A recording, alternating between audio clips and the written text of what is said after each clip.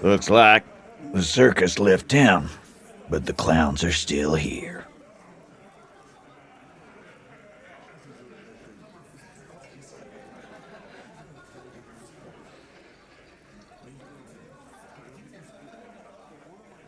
What are you talking about, madman? There's no eighth Hardy Boy. There's 7 of us and we're all here.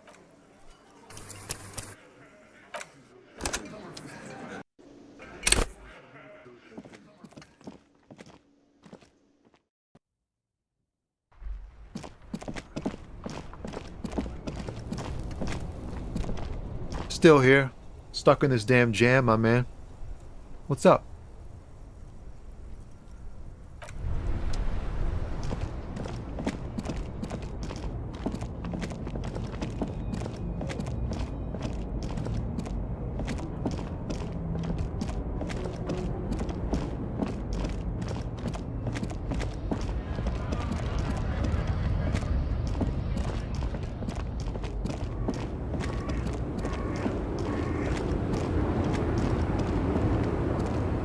The woman still has her eyes fixed on the photograph. No response. Wherever this woman is, no response.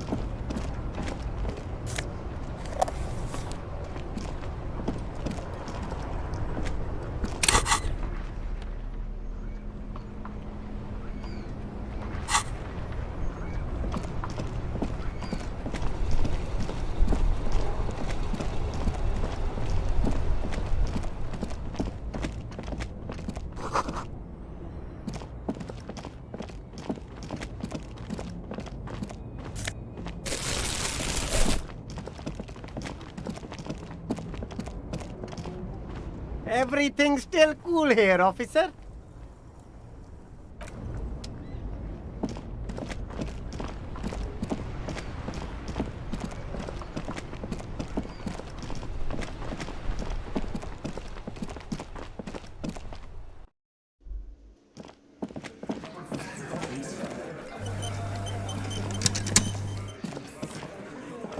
Looks like the circus left town, but the clowns are still here.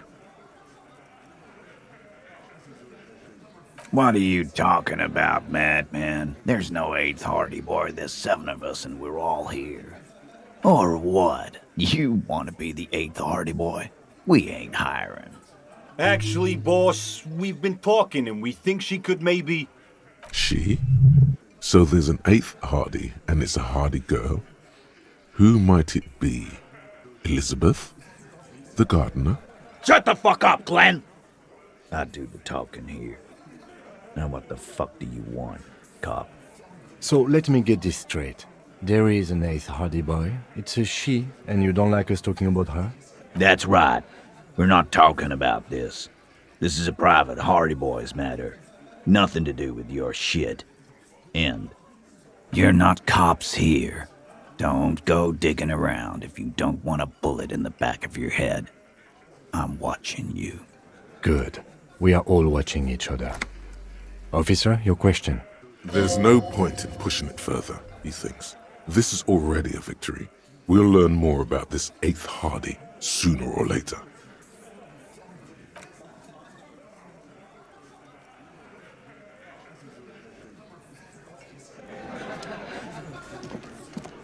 I've got nothing to say to you. Why are you wasting your time? I am not. You could be Liz. You could be anything. You could even be a model. Even a mod? Glenn, I went to law school.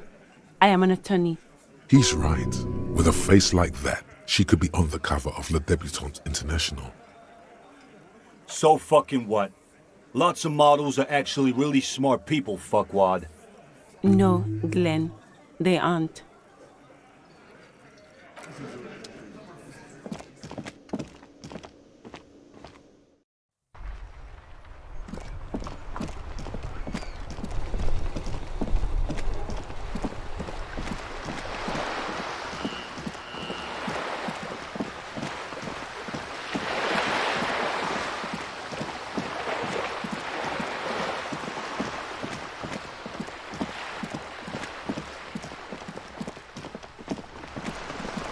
A sturdy metal door.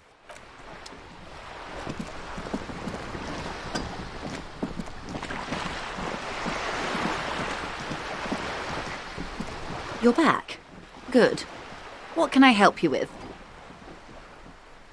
More lessons in basic reality? My favorite part of the day. Go ahead, ask me anything.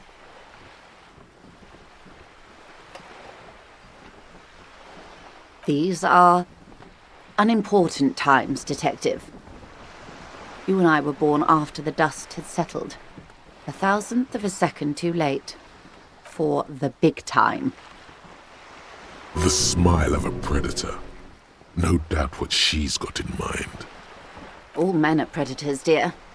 Nothing much to be done about that. It's all a matter of where you get to file your teeth. The revolution.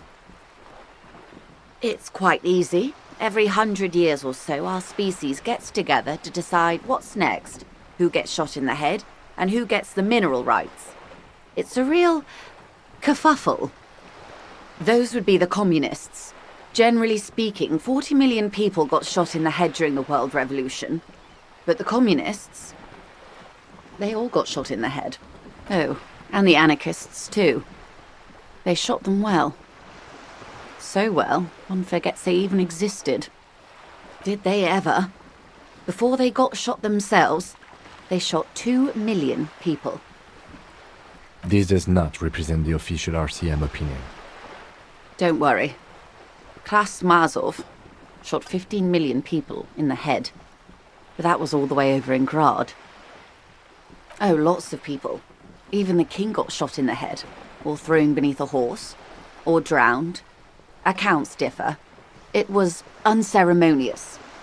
Just as well, he wasn't actually the king. Just the king's nephew. The real king abdicated and lived out a long and productive life as a venture capitalist in Grad. I prefer the term risk-averse. King Guillaume was nobody's fool. He could smell a PR disaster brewing, so he got out alive, and his nephew Fricelle got shot in his place.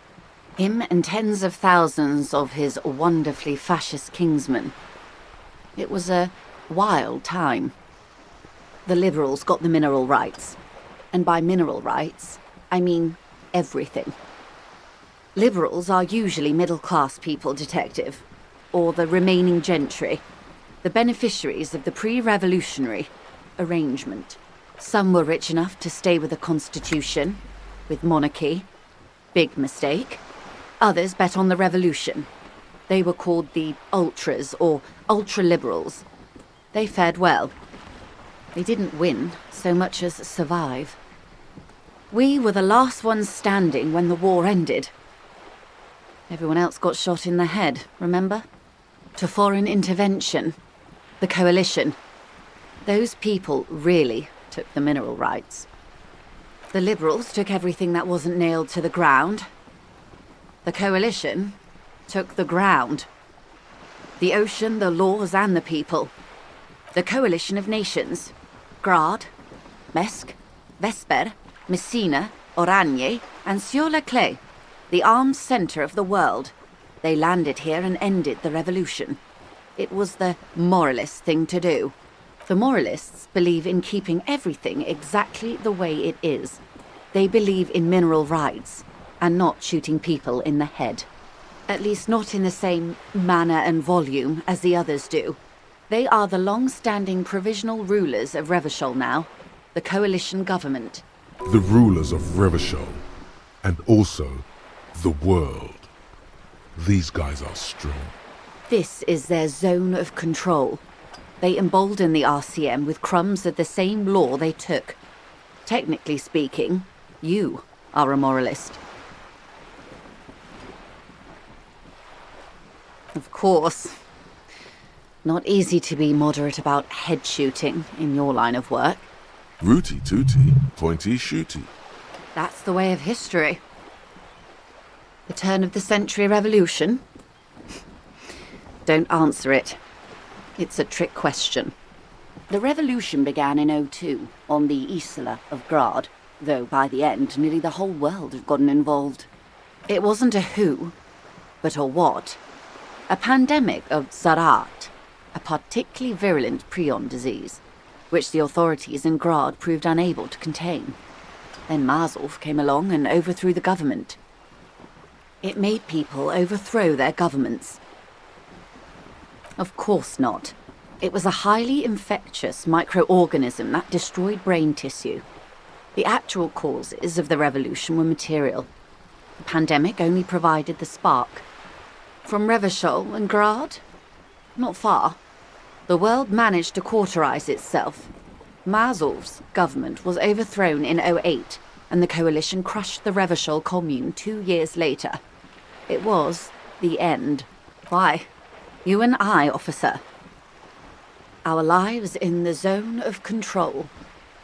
A city-state divided into free market zones under the everlasting interregnum of the Coalition of Nations, and you, of course, the citizens' militia. The zone of control is the third incarnation of Revachol, after the failure of the suzerain and the commune. Modernity. They developed the marvels of the inter-eastlery communication, telematic milieus, radiation, coloured plastics. Meanwhile, in Revachol West, the aftermath continues for the 5th decade. 43 years. Hard to fathom, I know. The 20s saw a decade of urban war, west of the river levelled, offshore platforms in flames. Still, it's regarded as an improvement on what came before. '08 to '19 was simply hell. The 30s? Things settled down in the 30s. Revachol East transformed itself into the world's largest tax haven, with the international community's blessing. For the first time in a long time, it seemed like things were going somewhere. No, it was a market mirage fueled by cocaine and quantitative easing. The 40s dispelled it like a cold splash, an Isla-wide hangover, you might say. And here we are. Welcome to reality, baby.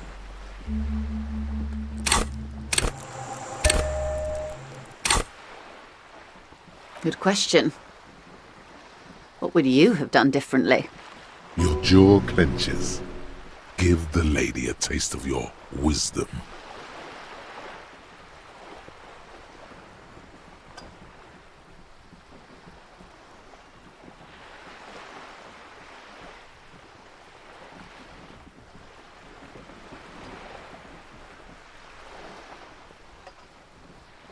The cold runs down your spine as you say the words, like a small electric charge that seeks grounding. I see. A tenth of humanity. The key of history is in the lock. Keep turning at any cost.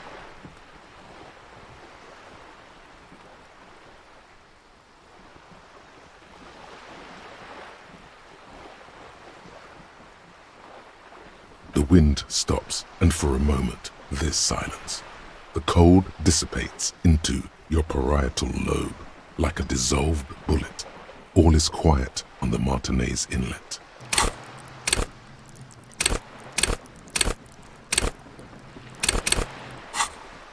A dog barks.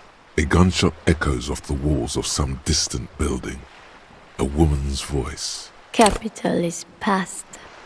Past? That's what de Briever, the leader of the Communards, said, before she got a bullet in her head. Don't get me wrong. Capital is finished. But understand this. Its end won't free anyone.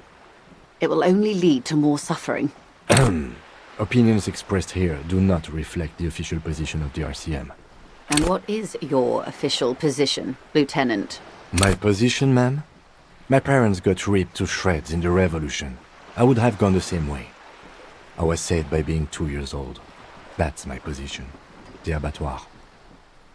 Understandable. They are what they are. Who knows? An afterbloom may yet come. Anyway, enough sentimentality. Is there anything else you want to know? It's a neurological disorder caused by a lack of vitamin B in the brain. Symptoms include a retrograde amnesia. It's quite serious. You should get yourself checked out. Well, It's either bariatric surgery or long-term alcohol use. She nods slowly. What this boils down to is, this reality thing is stupid. Blow this joint, grab a bottle, and drain that shit right down your throat. She stares at you, head tilted to the side, with a slightly concerned look on her face.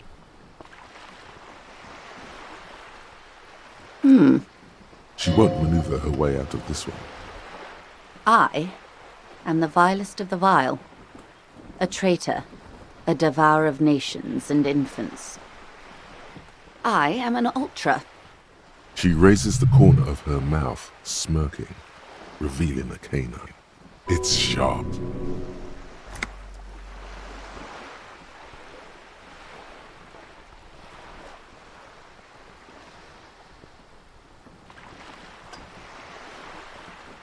No, not like me.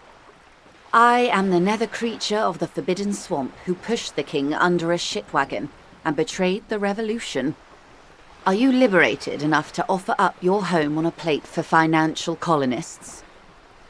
No, I think not.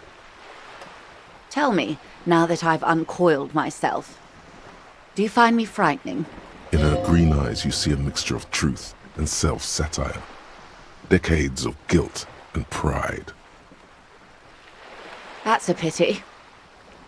I hope we can remain collegial despite the fact that I'm a high priestess of the capital. Don't take it personally. It was only business, as they say.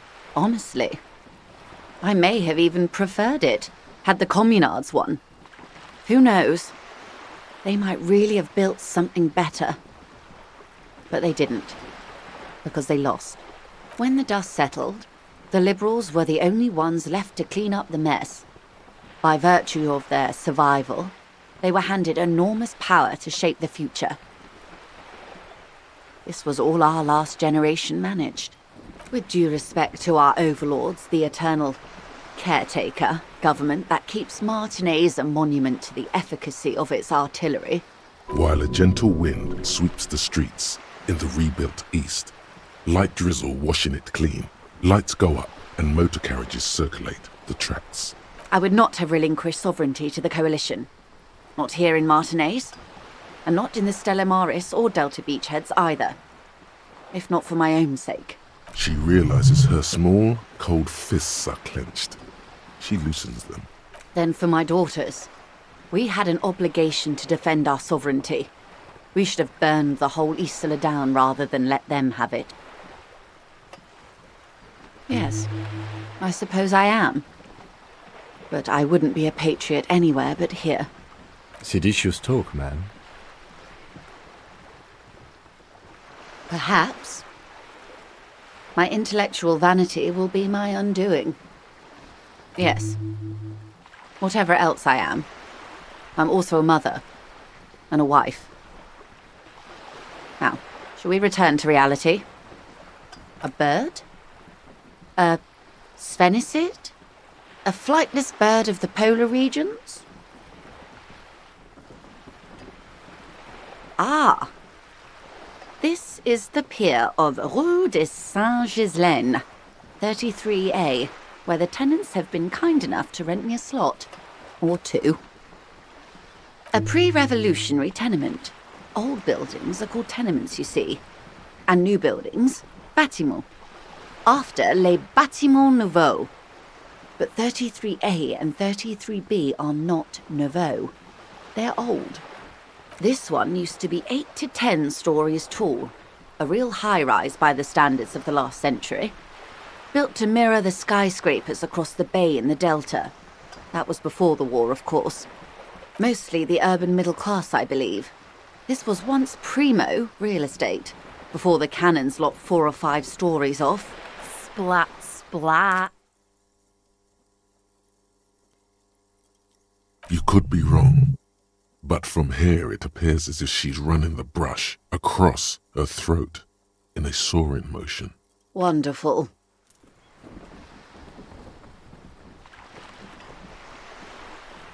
The girl in the old lady rags? Looks like a sullen and rebellious member of a teen infraculture. Yes, you and I belong to the supraculture.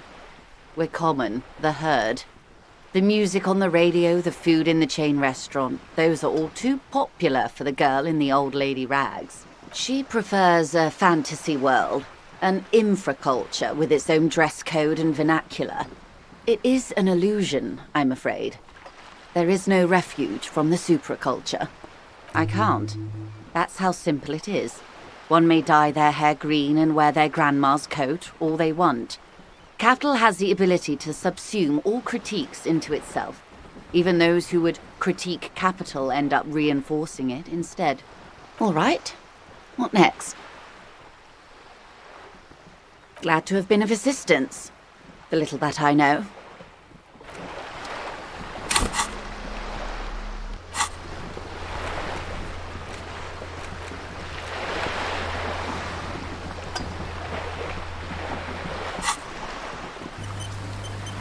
You're back. All around you, rain keeps falling down. On the wooden boards she's standing on, and on the water around. Sadly, I need this one myself. It's hydrophobic, repels water, almost magically. The company makes them for what I can do for you is answer some questions. Nothing like...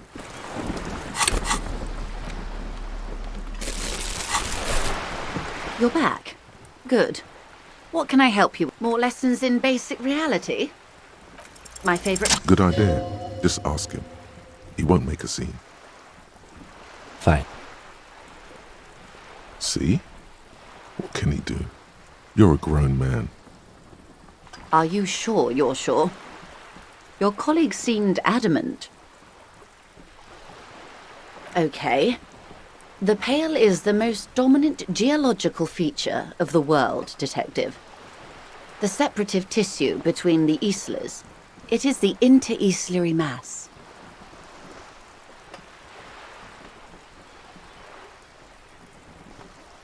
Isla is a Messinian word for a continent of matter, enveloped on all sides by the Pale.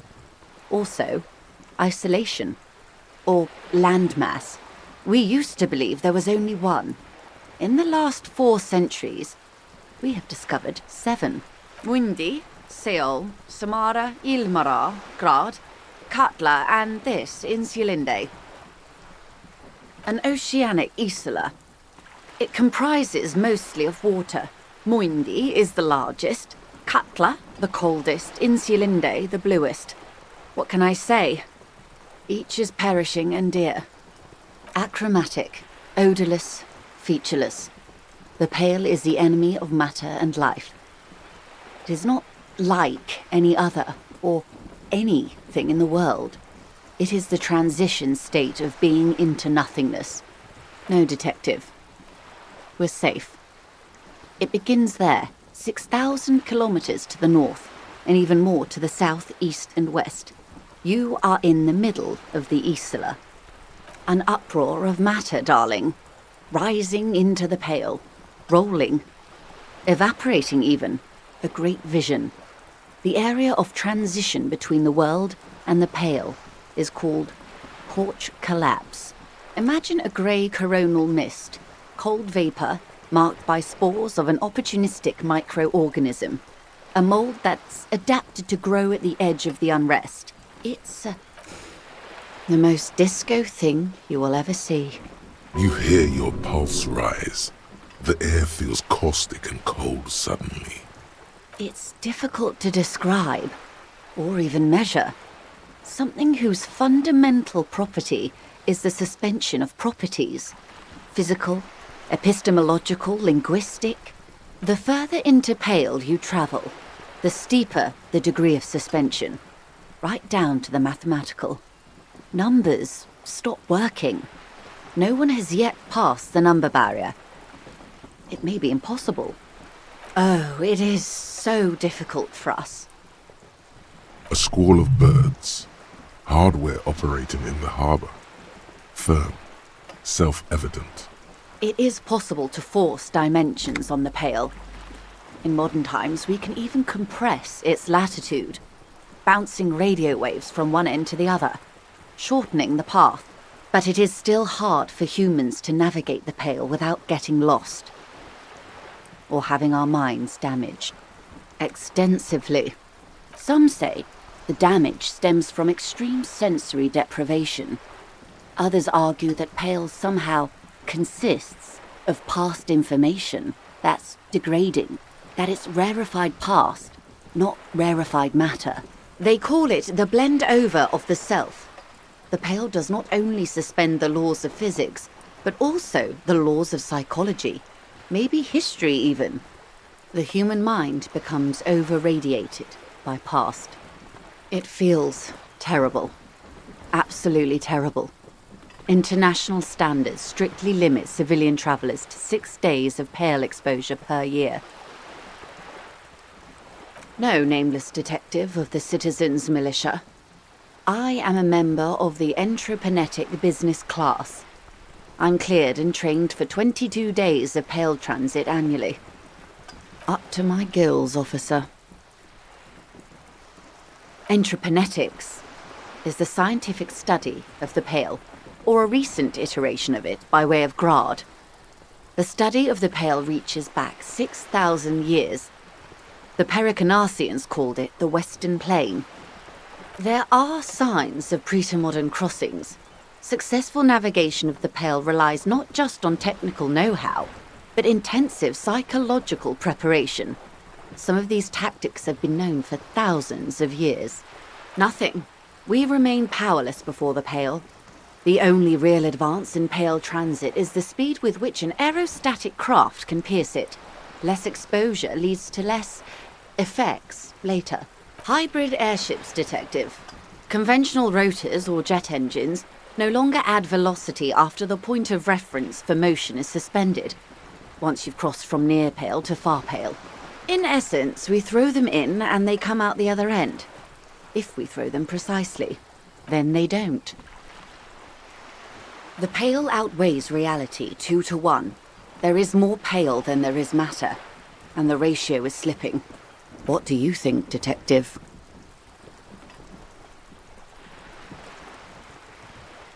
Oh no, detective. It's not. One of the few measurable effects of the Pale is that it is expanding at an unknown rate. An intuitive conclusion of that development is that one day the Pale will cover everything. But this sort of talk is mostly left to extremists. Most people, and indeed most private and government sector organizations, entire civilizations and religions even, find handy ways to ignore or downplay that knowledge. I suggest you do the same. It doesn't look like you're doing the same. The suggestion was meant in earnest, detective. Live life. Yes, sweet reality. But before we do, tell me, detective, is this the first time you're hearing this? Do you really not remember anything?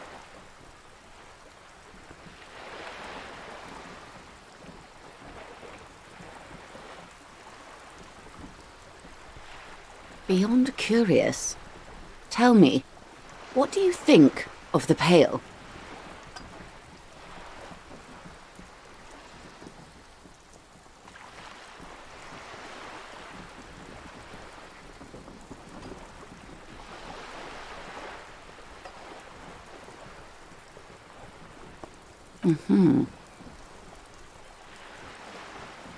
You really didn't know. This does not spell good for the investigation, detective. If you don't know even this, then...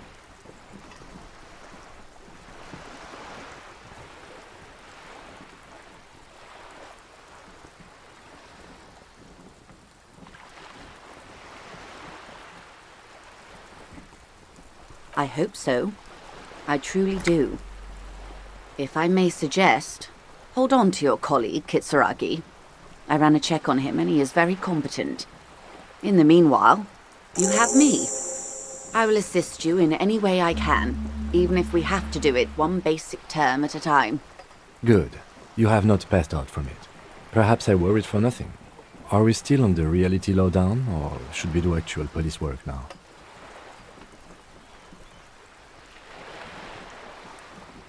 Good luck, detectives.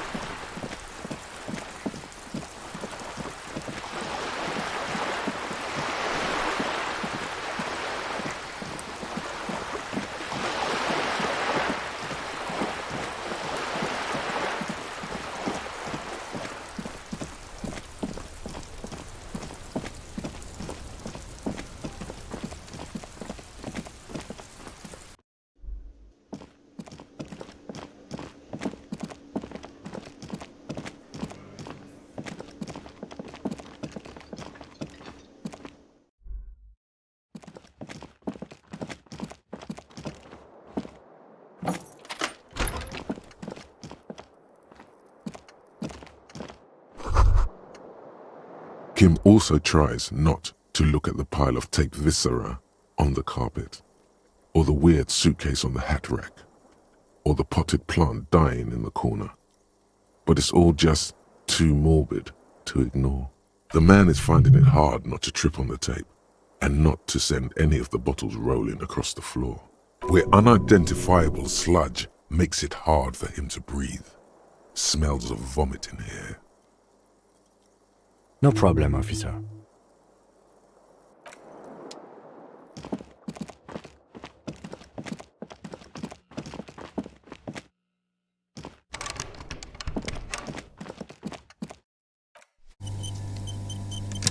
The door is closed.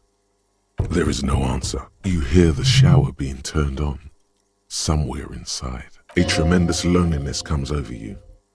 Everybody in the world is doing something without you. The door is closed. Still no answer. Still nothing. The lieutenant gives you a quick glance. You should punch a fucking hole in it. The murmur in your ears recedes slowly. Your breathing normalizes. That's one lucky door.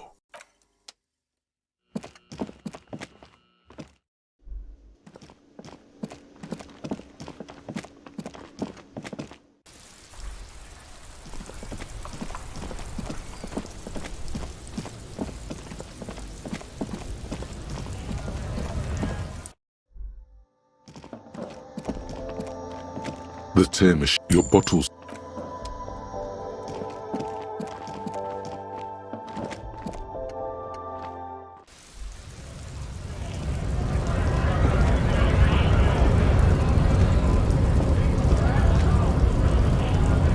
Hola, Wandering Man. How can I... Los Ardis? They're an independent militant group. A bit too high-strung, but it comes with the responsibility. They're sort of like you. Preserve the rule of law and all that. Except it's Everard's law. But really, they're just like you.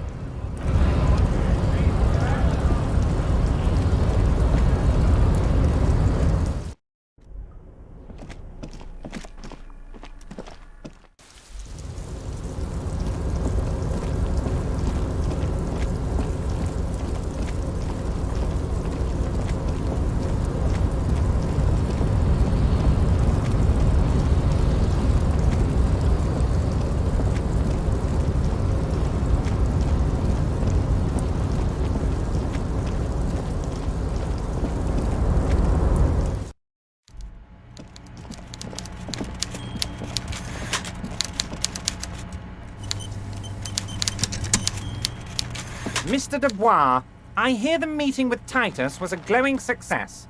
That's such a relief. Titus can be a handful sometimes. Now, what can Everard Clare do for you today?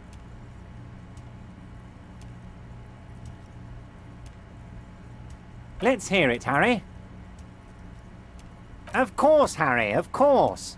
Let's not linger on personal details and amnesia. You most certainly, Harry.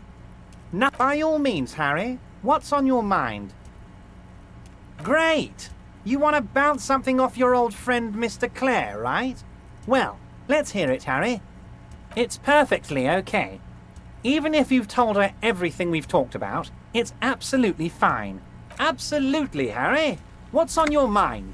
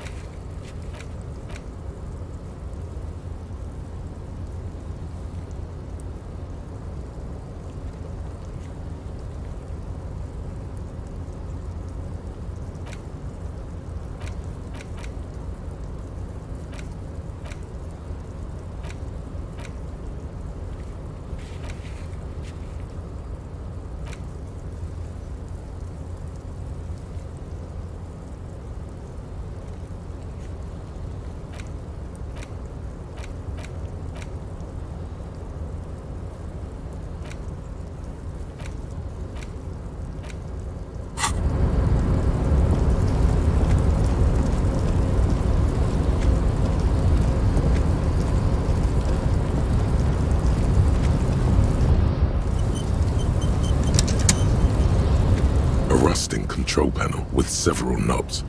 2 buttons marked Marche and Arrête are faded with use.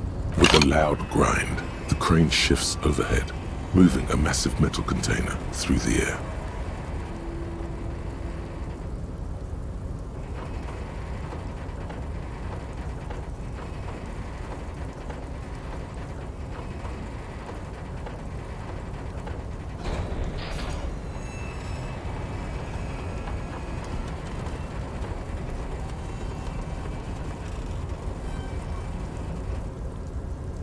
And with a surprisingly quiet thunk, the crane places the container down. The harbor sleeps as the strike rages in the distance. The crane can rest again, now that its purpose has been fulfilled. The rusty control panel grows warm to the touch, then grows cold. It is finished. A faint smell of burning rubber reaches your nostrils. A short circuit. I can't see how that was worth the wreckers, except for seeing the crane in action, which I admit was satisfying.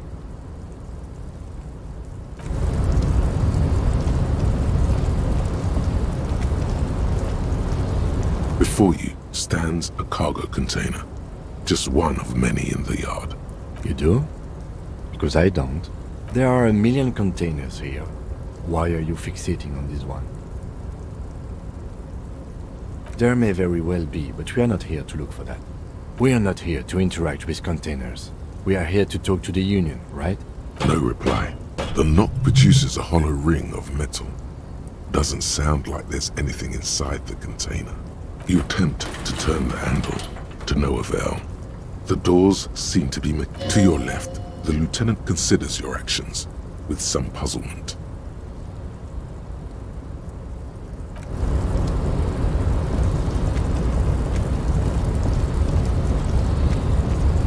A rusting crane does not return to its original position.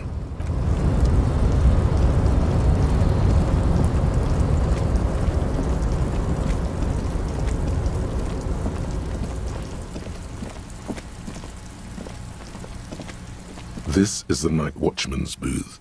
The name of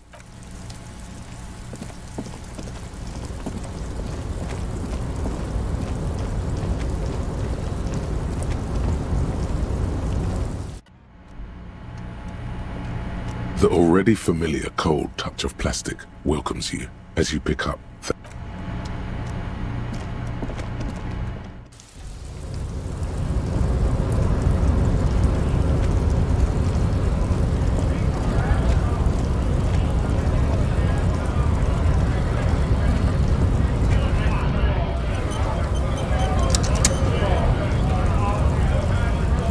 Went native on the chief, huh?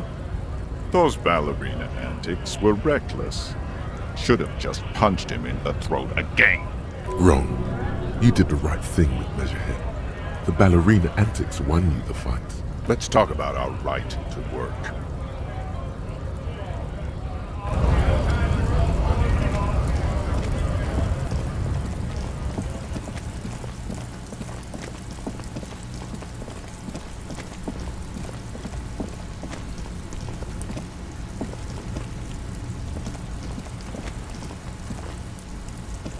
Yes? What do you want to know? You mean like a brief? Do you want me to brief you again? 3 days ago, the RCM Emergencies Desk received a report. During that time, the victim... Okay then. Was... No, it's not a particularly mysterious case. The deceased is a security guard for a corporation involved in a labor dispute. It doesn't take a DeLorean polymath to put the pieces together. I just don't see the case getting more mysterious than that. I can assure nothing like that will happen. Do you know why not? No, something isn't happening, because it's not part of reality. The gesture resembles an orchestra conductor bringing the choir to a full stop. There's something the lieutenant isn't seeing. The universe is too irrational, too morally complex. You should convince him. I'm afraid you and I are pawns in a pissing competition. You don't know? I assumed you were in on it. Better still than an imbecilic cop-off. It's just stupidity. The cop kind. Our precincts can't decide if Martinez is part of Jamrock or the Industrial Harbor. Yours or mine, as if we somehow own parts of the city. Typical street gang mentality.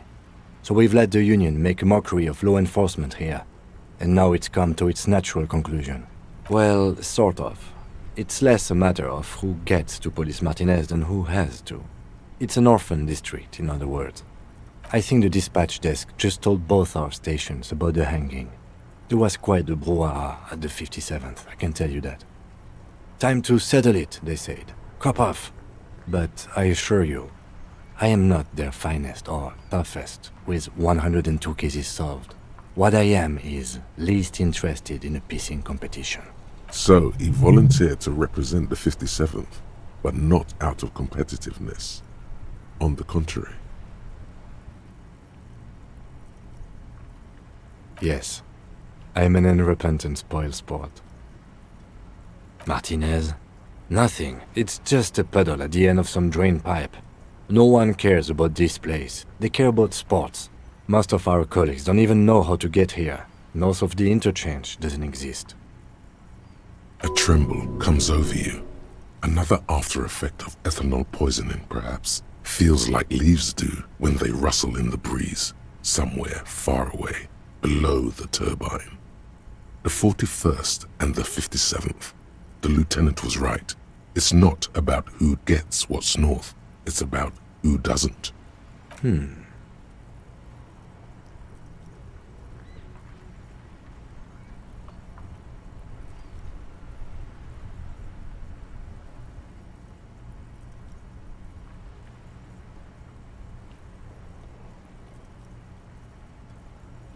He opens one hand and looks at it.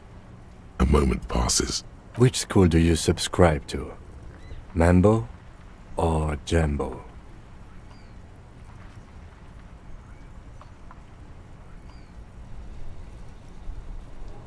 Hangovers do give officers superpowers. Many drink only to receive the gift. There is no gift. We should move. Yes, it's a wholly pointless matter. Forget I ever mentioned it.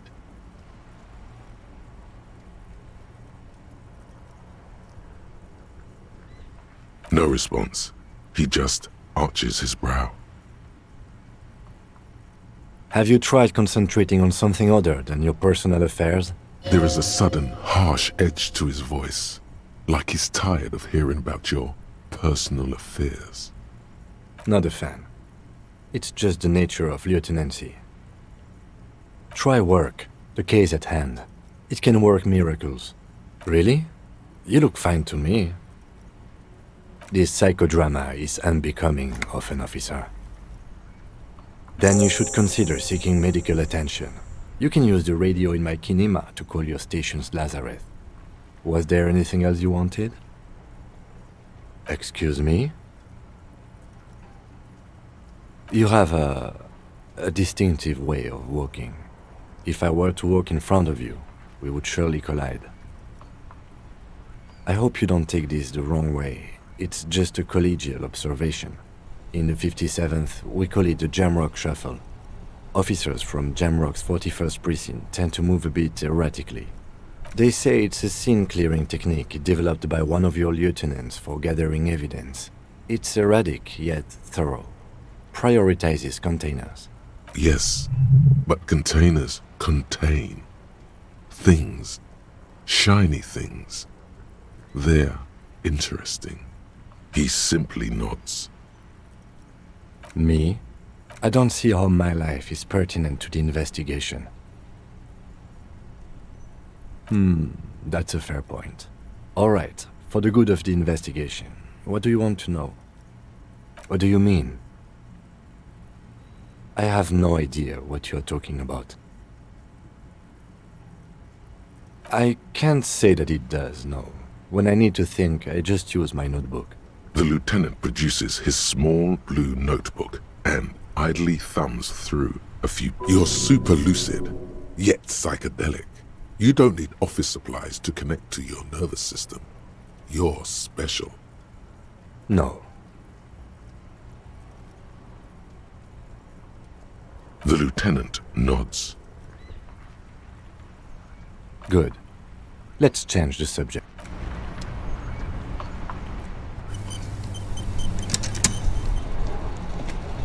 Inside, you see a set of steering levers, a radio microphone, a pull-out toolbox, and as you tap on the gauge, the indicator pin jerks as if startled.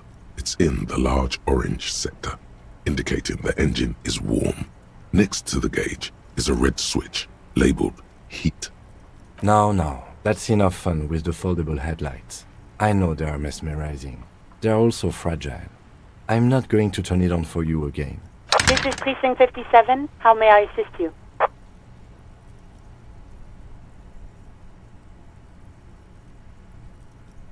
It will take just a moment, officer. Her voices fade out into the familiar radio static.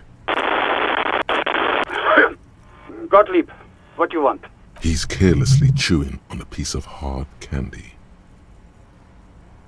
Oh, it's you. With all the damage you've been dealing yourself with drugs and alcohol, I'm not surprised. What else? I'm not a brain doctor. Look on the bright side. You've got a whole new life now. Use it wisely. And you survived it. Congratulations. Are you mobile? Sort of, but by God does it burn in your chest. Even better. Anything else? I wouldn't worry about that. Officers your age have coronary trouble all the time. Also, death is a natural part of life. What? You want me to do blood work for you again? Tell you just how bad things really are across the board? You want another rundown of everything collapsing inside your body? You want the real, honest-to-God truth? Stop drinking, eat magnesium and vitamin D. Our station is not a retirement home. We don't have the funds to deal with rock stars past their prime. So it's political. You're being neglected because of political reasons.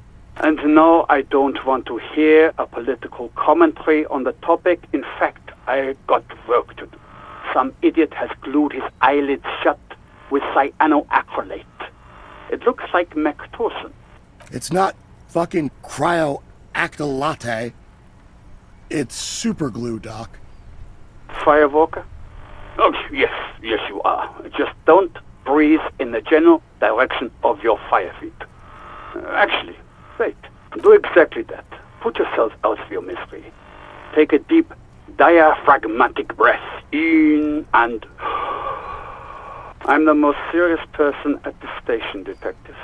Now, do you have any current, pressing medical problems? Anything else I can help you with, officer? 57's over and out. In the cabin, you see a set of steering.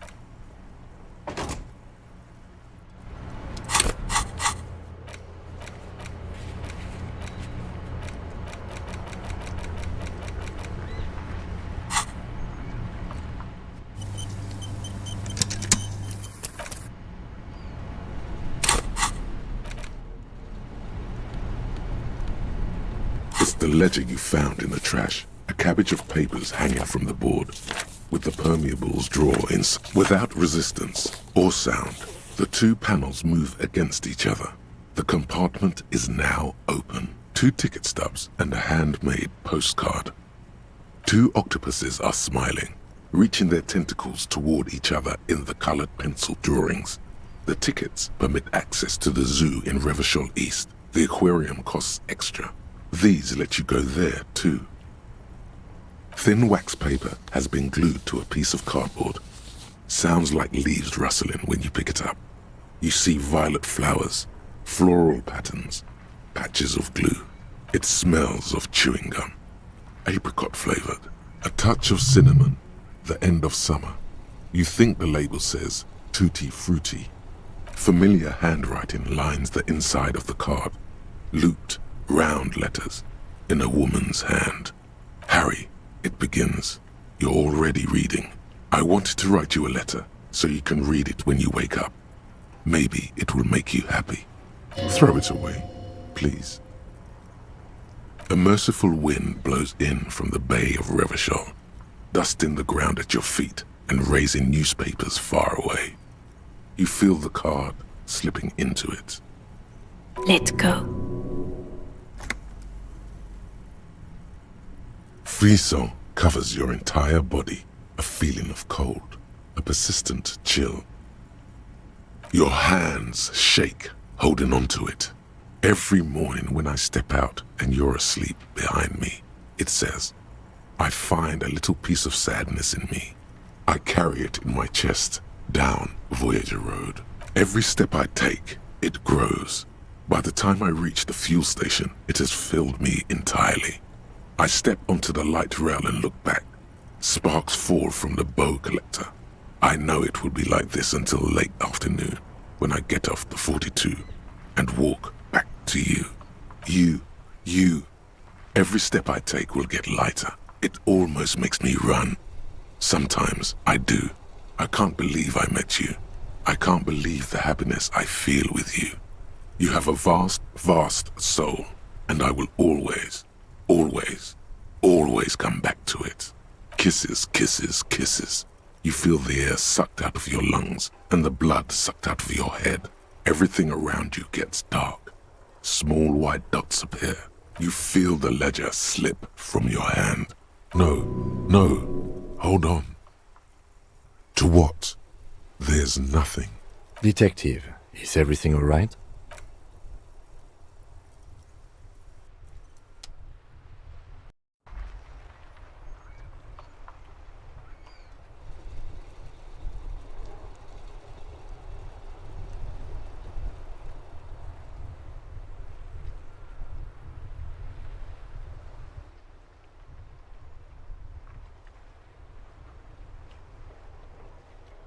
There is not.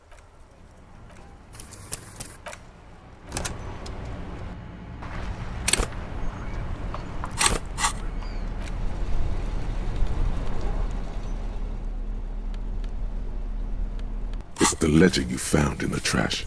Without 2 ticket stubs, 2 octopuses are smiling, reaching their tentacle. Thin wax paper. It smells. A touch of familiar. Harry, throw it away.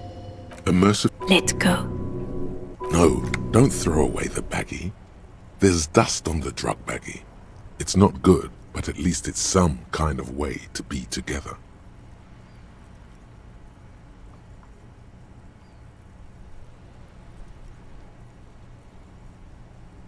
Just like that, the wind picks it from your fingers. Cold, they let go. The wax paper rustles, a whisper light and low.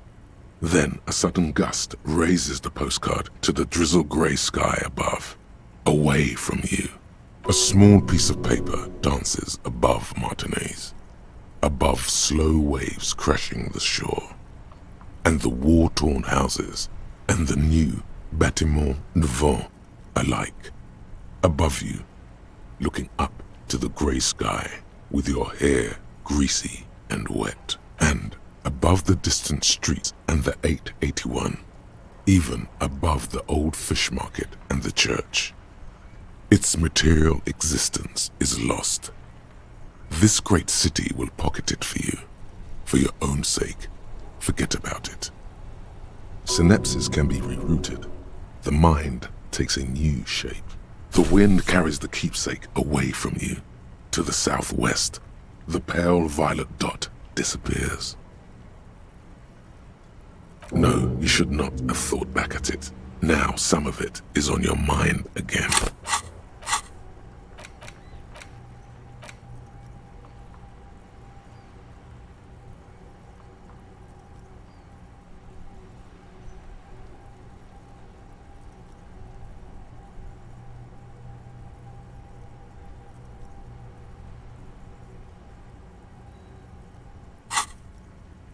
The ledger of oblivion-induced mental health is just as shabby as the damaged ledger was.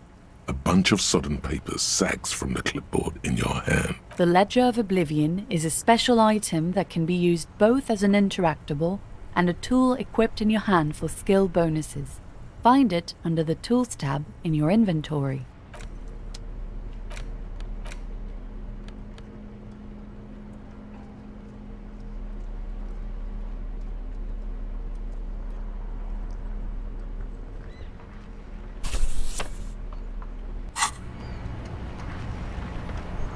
Yes?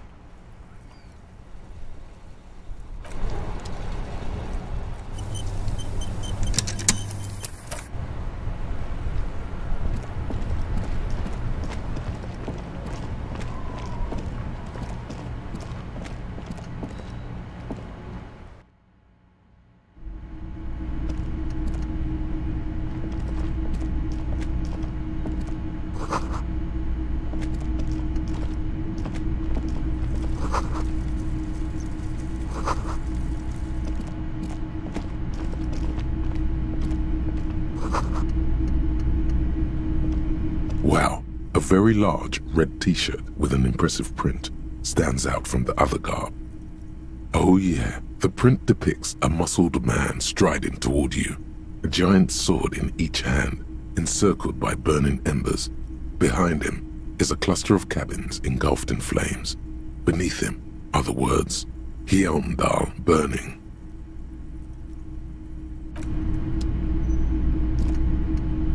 A typical Martinez streetlight sits among assorted floor and table lamps.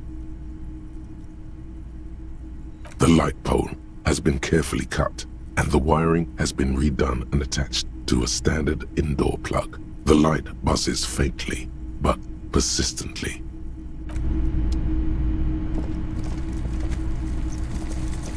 You see rows of toy soldiers guarding the rest of the trinkets displayed on the table. Some on horseback, others in rags, others yet in bright blue uniforms.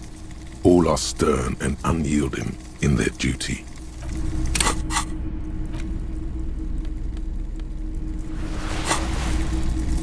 You see rows of toy big men on big horses, clad in lamella armor and carrying flintlocks, the kind that would mow down a line of enemy soldiers in the blink of an eye. Franco-Nigerian knights. I used to be very serious about these guys. They're not all blue. These figurines also wear gold coats and caps, complemented by orange trousers. They are variously posed, wielding swords and rifles with bayonets. This is what the loyalists looked like, yes, at first. Then they wised up and got camouflage. Which ones? Ah, those. Yes, they are. I find the paint job a bit gaudy, but children like the bright colours indiscriminately. This set of soldiers isn't meant to look impressive. A few have rifles, but most of them carry pistols. Some even shovels and tall sticks. You're probably talking about the revolutionaries, yes? Yes, they are soldiers, revolutionary soldiers. I think their poverty has been exaggerated for effect. When you place them next to the royalists, it doesn't seem like they could possibly win.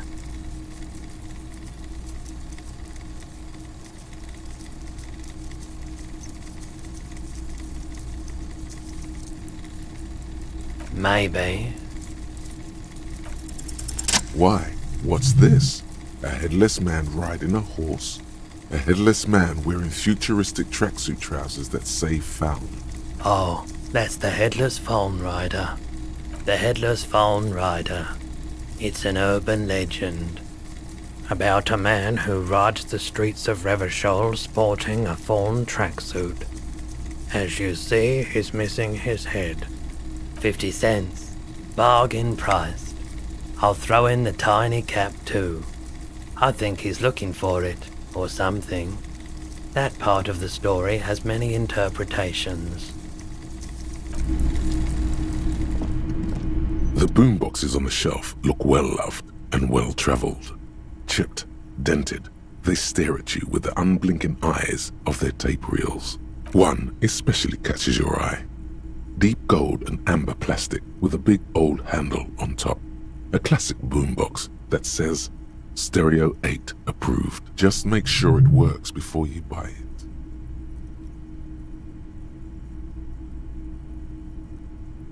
Absolutely.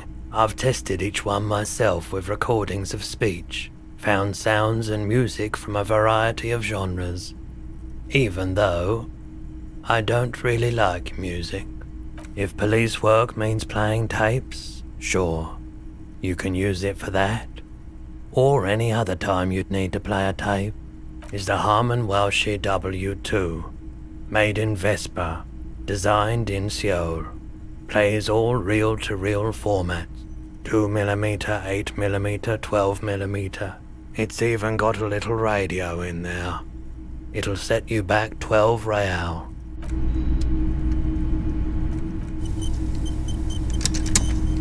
If you don't mind, please put the flashlight away. Some of us have photonic sensitivities.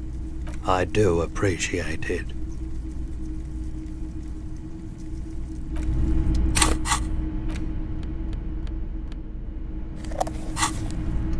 It's not often that I see officers from the RCM in my pawn shop. What can I do for you? His courtesy is not insincere, but he prefers being alone with his projector, just watching the movement of light across the walls of the shop.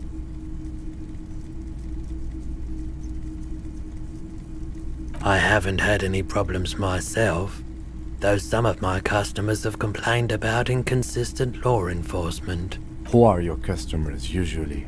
All kinds of people come through here. Locals, travelers, people looking for a deal, people looking for a keepsake. People who are terminally bored. As you can see, I have a wide selection of goods for everyone to choose from.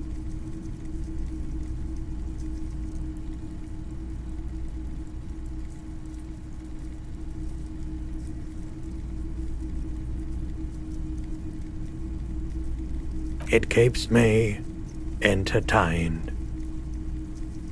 He's well composed, but underneath it you sense psychedelic processes bubbling. Some kind of drug, maybe. Entertained? He might be high. If he is, on what? Feeling warm and enthralled by the movement of light, while the mind continues to race forward. Lucky bastard. He's probably on Parolidon. It's tough to come by on the street. A drug developed by the military to treat and prevent radiation sickness. It has psychedelic side effects, and it makes your eyes turn yellow. I try to keep the shop at a comfortable temperature.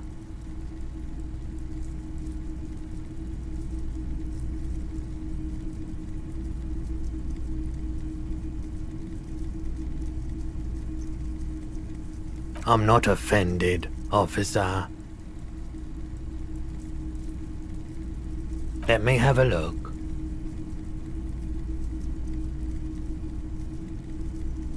Anything else you're thinking of selling?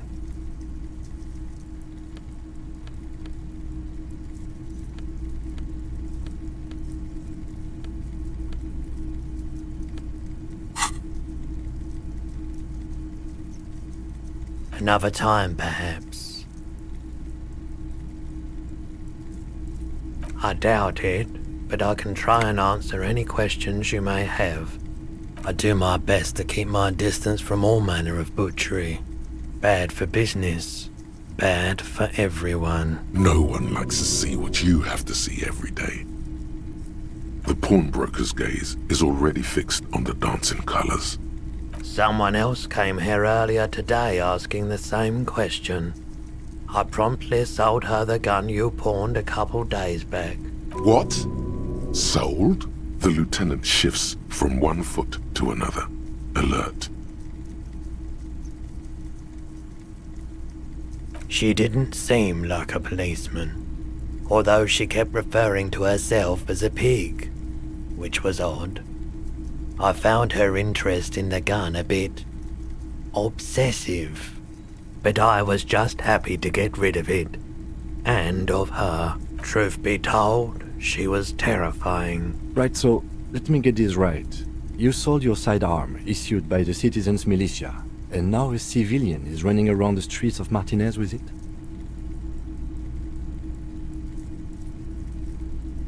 You're right that she could cast aspersions on the Force. We have to find her. You were adamant about getting rid of it, officer. Said you were undeserving of a service weapon of the Revachol Citizens Militia. And I don't like keeping guns around the shop for long. Off-the-charts photon emissions. The unhealthy kind. Maybe. Shady-looking guys came in here yesterday, looking like they'd just taken off their Wild Pines overalls. They asked if I have a police weapon to sell. I told them I already sold it. They went their way. It was a trip, but you know, all sorts of people come here, asking for all sorts of things. Wait, then it might be true. Everard's claims. Maybe Claire really is tracking down your gun.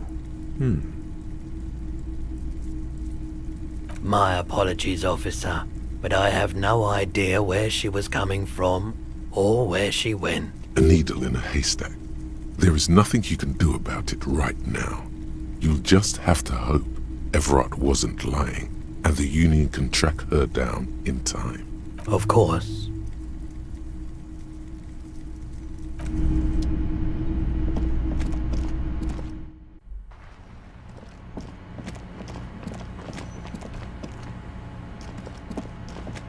A rusting... This panel usually closes the water...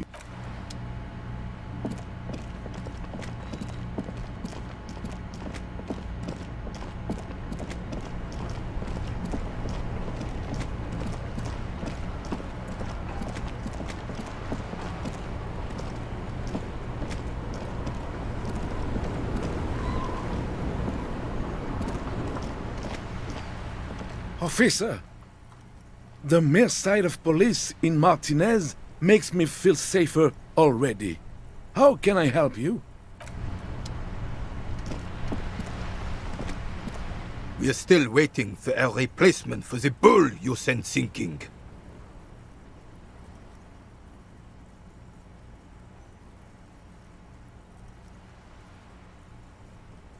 What is this? Are you mocking us? This isn't for pétanque. Now, no need to get angry again, René. I'm sure the officer tried his best. It's not like there's a bull kiosk here in Martinez. The best, huh? This isn't even a bull. But fine. I guess you did attempt to right your hooliganism. Consider it forgiven.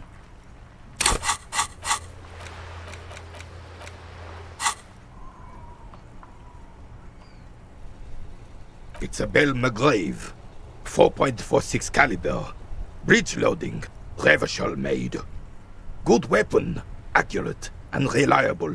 His moves are quick and precise as he first checks the weapon, then aims it at the sea. This man knows firearms intimately. This one's inoperable. The bolt spring is missing and the mechanism is jammed shut. Still a beauty. Where did you find her? I understand. Unfortunately, I don't know what else to tell you. These BMs are an antique. No one uses them anymore. The ammunition is impossible to find. Yes, the Debardeurs Union pays me to stand vigil during the nights. Not out of any political allegiance, mind you. I'm an old man. Don't sleep more than a few hours every night anyway, and money is tight. Yes, it does. Unfortunately, I wasn't working that night. Been on a 2-week leave since last Monday. It's a private matter. Nothing to do with your investigation. You see, officer, René is the kind of man who would rather die than admit he needs medical assistance or, God forbid, seek it. A real man's man is just gonna ride it out. I'm fine, goddammit. Mind your own business. It's nothing. Just got to cut back on coffee. No one. The bus has been unmanned since last Monday. There's no other guard. It's just me. No one has been guarding the container yard since last Monday. Yes. It's not actually an issue. I mean... Look, officer. The container yard doesn't actually need a guardsman. Never had one before, René. Monsieur Claire had that booth built specially for him. It's mostly decorative. The possibility of someone being in there is enough to discourage any ill-minded individuals.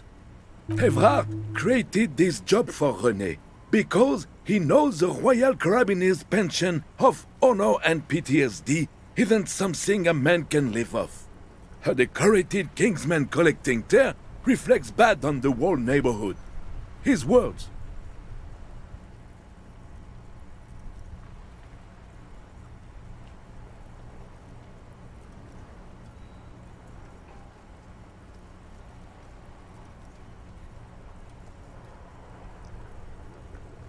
Oh, I didn't mean to imply there's something wrong with that. I do it too. Everyone does it. It's an excellent side thing. Yes, yes, yes. Can we conclude the topic of my guard booth now? Yes, yes. Like I said, it would be up anyway, so might as well keep an eye out. It keeps my senses sharp. As René turns from you to his partner and back, the medals on his chest rattle and glare. He keeps his spine straight and his ribcage lifted, displaying them proudly. 2. The larger one is shaped like a cross, while the smaller medal resembles the sun. A crowned head in front of 2 crossed rifles. The medal hangs from a blue striped triangle. A small blue star inside an orange sun. It has the word Valiance written below. For bravery.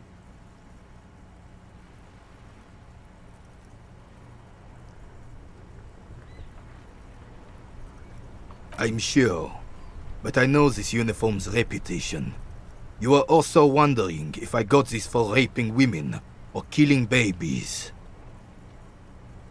Honor is everything to me. Whoa! Sounds like you're about to open the gates of conversation. This man will literally talk your ear off if you let him wander off to memory lane. For doing my duty in the heat of battle. For looking my mortality in the eye. When men like Gaston here hid in the bushes and shat themselves. He saved some muddy princeling who foolishly strolled into the front line in his gown of velvet and gold.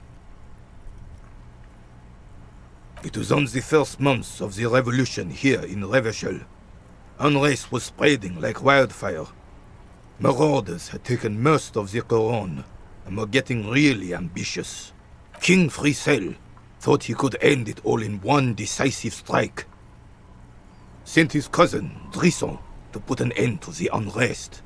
Alas, the young Drisson was all piss and no vinegar, wearing a tunic of purple velvet and cockatiel feathers to battle. Even his rifle was gold-plated, shone from 5 clicks away. Can you imagine the asininity? He really despises that Drisson fellow. Purple velvet tunic. That isn't exactly camo. To keep the long and bloody story short, Drisson marched us against the partisans in Couronne. And when I say marched, I mean made us walk into captured enemy territory, single file, like toy soldiers, while he rode in front on his giant red stallion. The rebels were smart. They let us come real close before opening fire. Suffice to say, it was carnage. I got shot in the left shoulder and went down. Just a flesh wound. But just as I turned over, the prince fell into the mud next to me. He was missing his lower jaw. Then his horse, driven mad by the noise and smell of gunpowder, stepped on my leg and shattered my knee. It's painful to even think about. I grabbed my sidearm and shot the beast in the head. Then everything went black. Capitaine Arnoux, le fléau des chevaux. When I came to, it was all over. It was just me and Jolas Tresson, gurgling in the blood-soaked mud right next to me. The dink had taken numerous flesh wounds and lost a lot of blood. But despite missing his jaw, he seemed hesitant to die. Tougher than he looked, that one. So I grabbed the dink and started crawling. Kept going until the 59th Cavalry picked us up. Through some miracle, we both survived. And the jealous freak convinced Frisel to give me a medal for not leaving him to die in his own blood. Piece and shit. He was the commanding officer and I was on duty. Just doing my job. Shouldn't hand out medals for that. 13 months later, I received the Sun for distinguished service. It's not worth mentioning. You sense he's downplaying it. He did a lot more than his duty. More than anyone's duty. It's in his spine, in his billowing breasts, and untarnished self-worth. Because he was a goddamn dandy. Had no business leading men or even being on the battlefield. All he was related. That's it. Royal blood alone doesn't make army commanders. He was a stupid kid, only interested in horses, hairstyles, and man-loving. Pooh! And 782 Royal Carabineers are dead because of his incompetence. The old Carabineer stands quietly like a statue, his features motionless.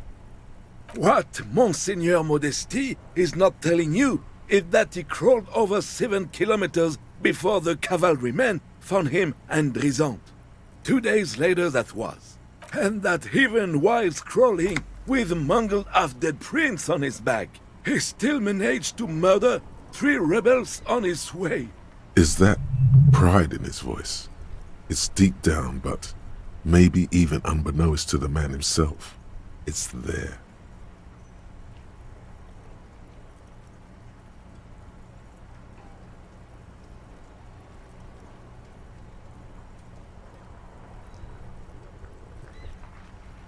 Sorry, officer, but you're reading me all wrong.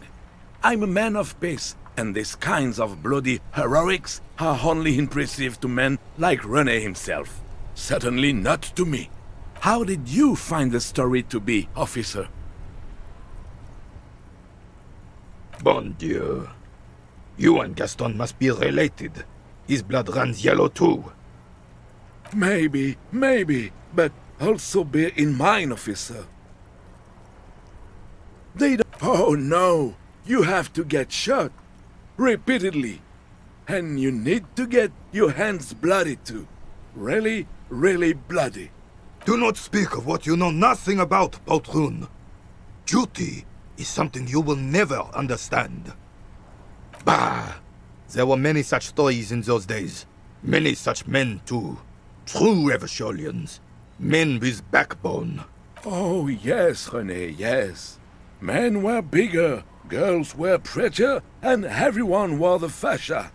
Lord, please, bring those days back, if you can. I'm not getting into this with you again. Officer, was there anything else? You should try to come up with a heroic story of your own. Impress this old soldier.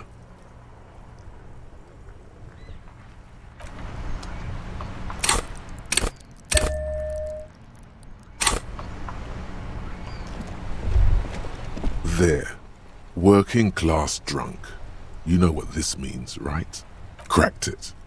All in a good day's work. What do you mean, what did I crack? Look at how working class that drunk is.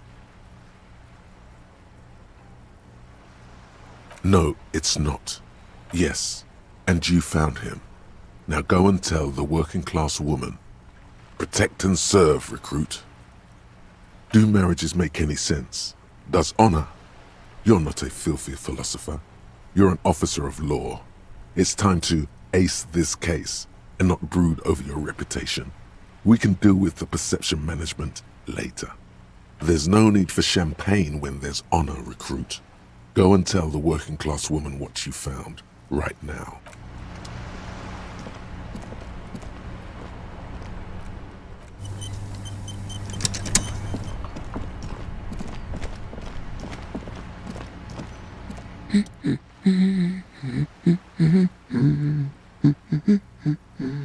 Excuse me? I don't know. The most talkative one? The what now? You truly are one strange cop, aren't you? God damn it, I already told you. My husband isn't missing. And I specifically added that I didn't need to know where he was. Very well then. Where is he?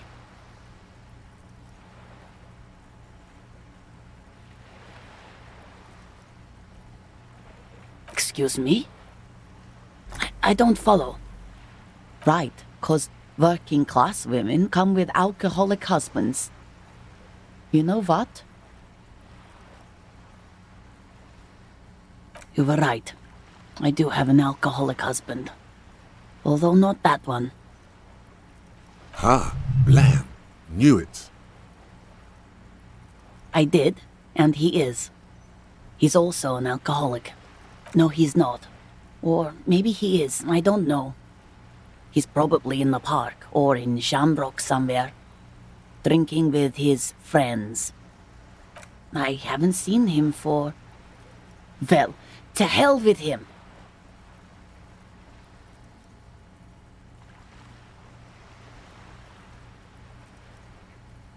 I wouldn't be so sure. Ma'am, just to be completely clear, do you want to report it to the police? Report what? He's just out drinking with his friends. I'm sure the police has better things to do than to chase down local goofballs. She sighs, but you can detect a slight hint of gratitude and relief from her face. All right, go ahead. Do you have any questions?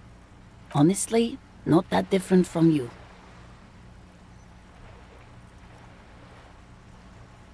Oh, thank God, no. It hasn't come down to this yet. Hold on. Didn't she just laugh at your disco pants? You're not going to leave it there, are you? Well, he's slightly chubby. Wait, did she just imply that you're fat? You're not fat. The body type she's referring to is called a Franco-Nigerian hard body.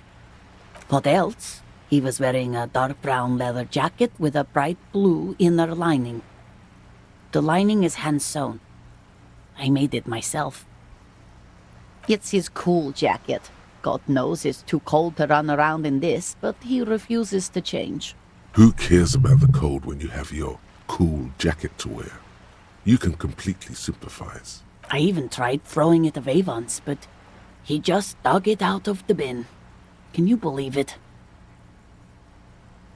Well, what can you do? I hope that at least that extra lining helps him keep warm at night. I wouldn't like him to catch cold. Yesterday morning, he went to the library. He went to retrieve my book, and he promised he'd walk straight back home. Because we talked about this. We talked about not wandering off again. I don't know what to do. I honestly don't know what to do with his addiction. Just makes me feel weak. She turns away from you in an attempt to recover. So you are going to look for him? Thank you. Please do. Even though I'm sure he will return home by himself. I'm still sure of that. I'm sure he will too. When he does, would you let Precinct 57, Kim Kitsuragi, know? I will. Of course, officer. As I said, it's probably nothing.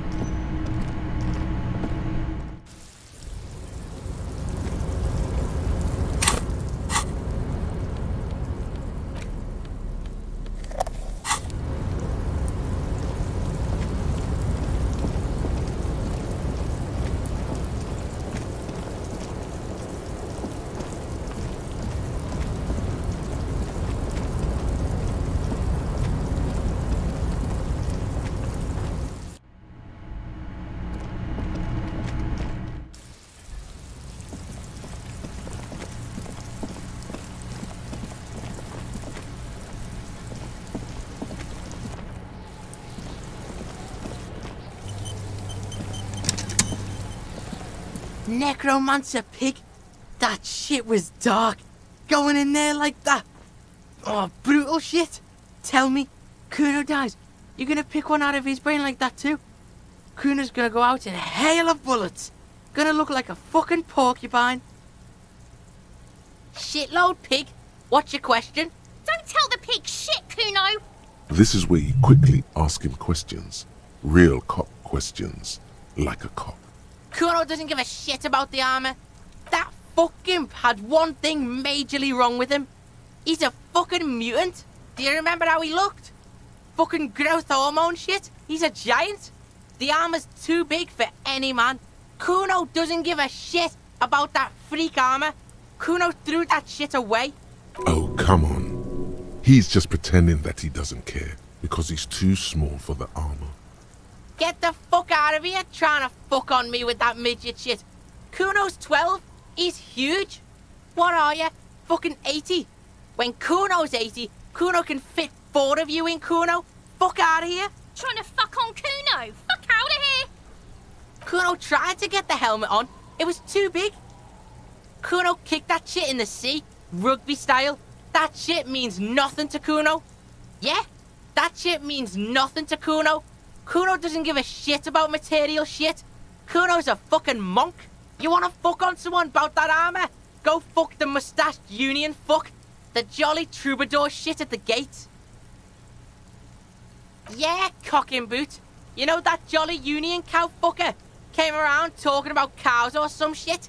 Came around pretending like he cares about cows? He means Manana, the laid-back striker at the gates. Yeah, he's the one you want to talk to.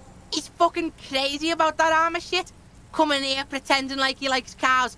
Trying to catch a peep at Kuno's armor. Kuno's fuck gimp. Kuno uses the fuck gimp for target practice. He could have just said he doesn't know. Yeah, it's fucking okay. Gotta have a gimp for rock practice. Don't ask the pigs for permission, Kuno. Don't ask the pigs for shit. Probably climbed. Kuno was busy down the road when that shit went down. You heard Kuno. Kuno wasn't even in Martinez. Kuno wasn't in Revachol. Kuno wasn't regional. I don't know. Some fucking Mesk or I don't know. Some other place. Night City. Kuno was in fucking Night City. Kuno gives this info out on a need-to-know basis, and you don't need to know. Kuno didn't smoke the gimp, if that's what you meant. Just a couple of pigs sniffing around in the dirt. That seems pretty fucking suspicious to Kuno. Yeah, you tell the faggoty, Kuno. Fuck are you talking about? What is this contusion shit? He says you're stupid, Kuno. They want to make you stupid again.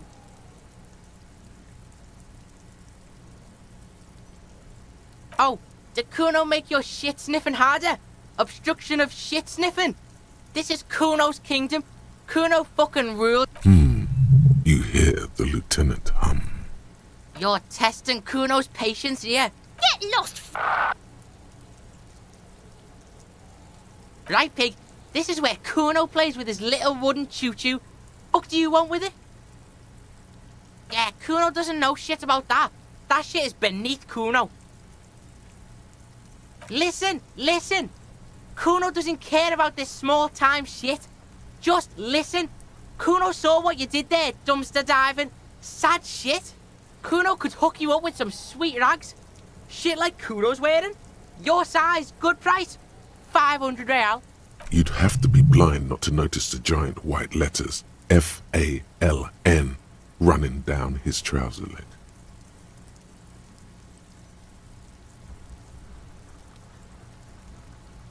Look, Kuno ain't seen shit lying around. Except for that you took away. Now you want performance gear or not, Grandpa? The lieutenant remains silent, but his expression couldn't say, "I told you so," any louder. Whatever. Kuno was trying to help you, but you're too fat for fouling anyway, pig. The fuck? A mug in the trash? Is this about the fucking clothes again?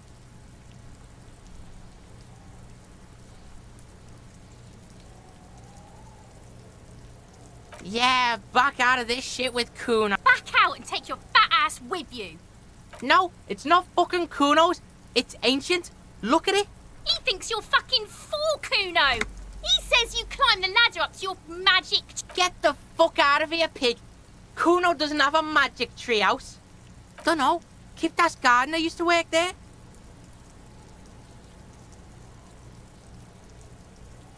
Yeah, that's what Kuno said.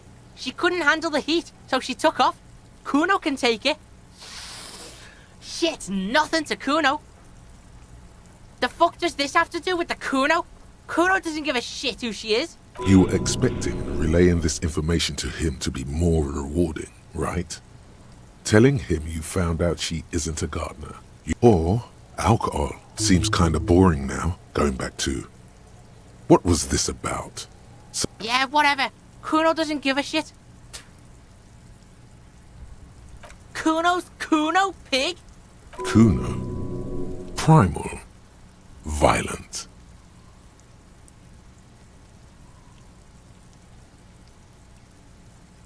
The fuck are you calling a third person? Kuno's the fucking first person? Watch out, Kuno! He's trying to fiddle you! He's gonna put his hands on you! Help! Pig's got Kuno! Help! Run! Help! He's got the... Everyone can hear. You need to get the hell out of here before. Yeah? Get out of here before the Kuno beats the shit out of you. Yeah, that's right. Drag your fat ass out of here, fat boy, before Kuno fucks you. Bye! Got fucked by the Kuno. We alright?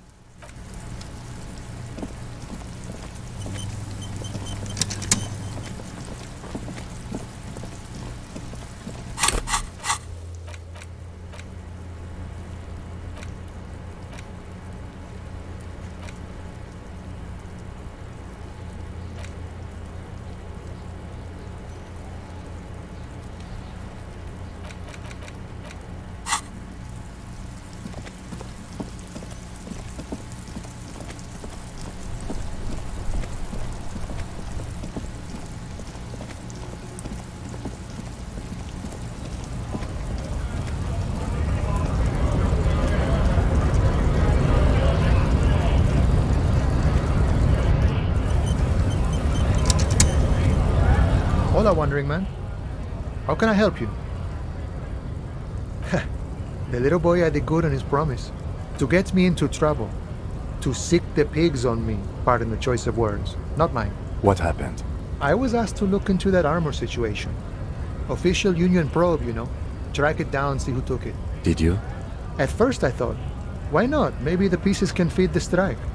Buy us a few more days under the sun, you know? So I went to this boy. He said he'll make me his prison bitch. He's got eyes everywhere, the cops in his pocket, and he's the king of Jamrock. Serves me right for doing menial footwork. I dropped that probe right then and there, and it still got me into trouble. One bad move is all it takes. It's a minor nuisance. It's all good. He thinks, not yet. Better to get this business out of the way. Sweeter then. I learned that people don't want to talk to a drunk Union man about some armor. What else? Not much. Technical stuff mostly. That was the interesting part. I did some research into this armadura. Let's say I have friends at the library.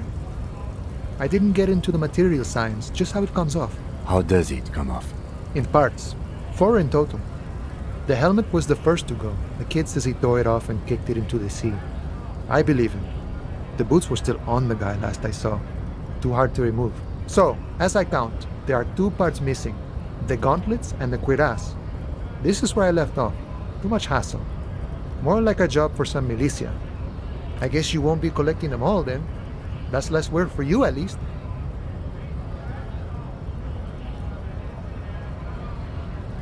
Oh, they're just gone. They don't exist anymore, if they ever did at all. Forget about them. I did. Nice and balanced. Some junior officers can take care of the rest. Smart choice. It's only that one spot you need armored too. The one the bullet hits. Good luck if you go for those boots though. You'd have an easier time wresting the spurs off a boyadero than getting them off him. No problem. If you see that kid, thank him from Call Me Mañana. Thank him for showing me the way.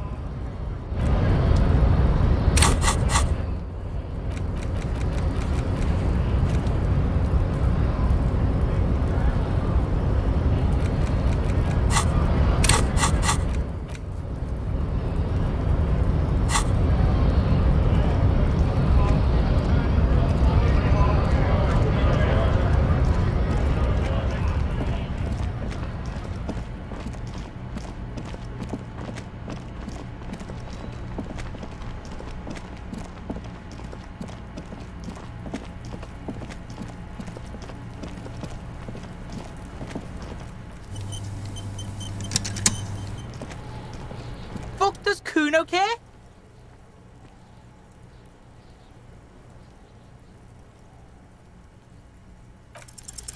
He's on your crime scene, bossing you around. And he's been here for some time too. This is where he hangs out. You have to get more out of him. He could be useful. Fuck no! Kuno, they've almost made you a... Ease off, see? Kuno always takes the bullet over the hammer.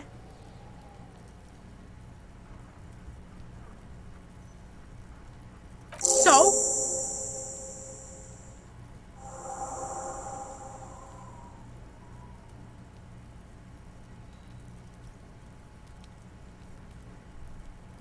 Yeah, so? Kuno did sick the pigs on him. Kuno's a man of his word. Kuno sent your fat ass running around like jello. Look, pig. Kuno sent you to rough some people up. Kuno played you. That happened. Now you and Kuno should move on. You got fucked. You got fucked, pig. Fucked bad. Of course you're gonna remember this.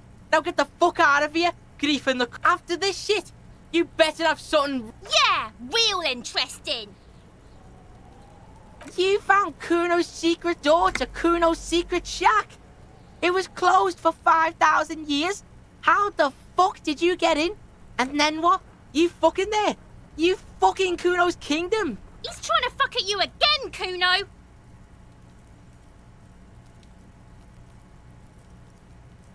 It's a vitamin, pig.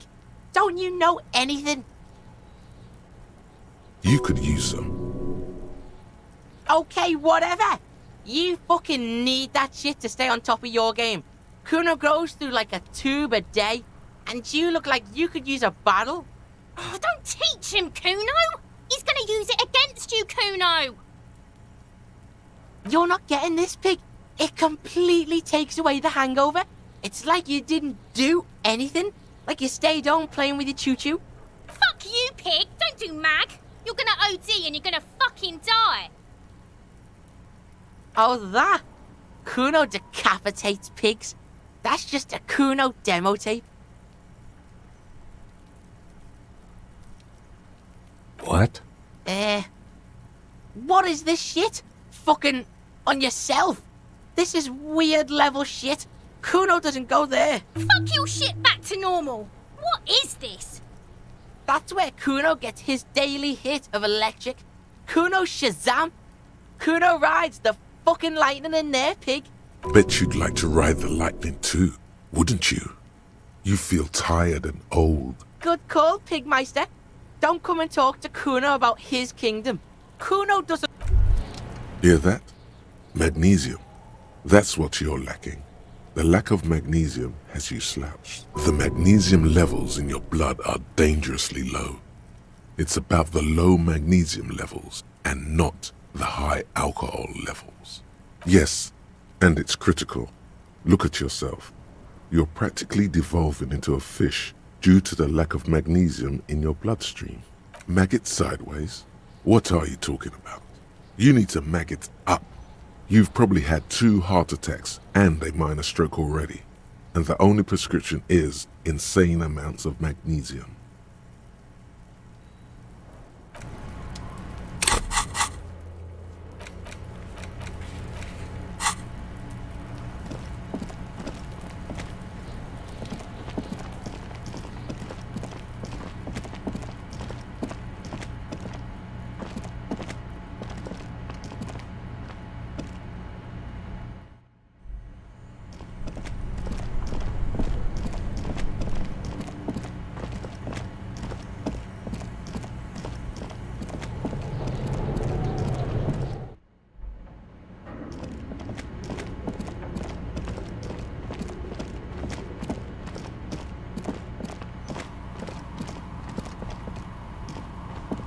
Oh, it's you again. Are you looking for a...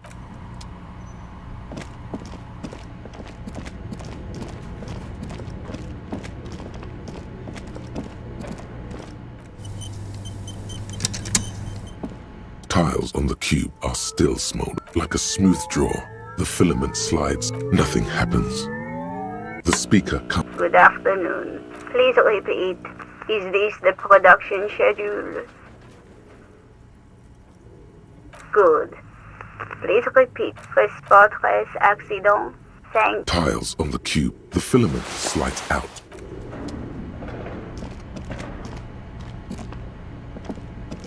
This old fireplace. Your flashlight. Some of the writing has faded.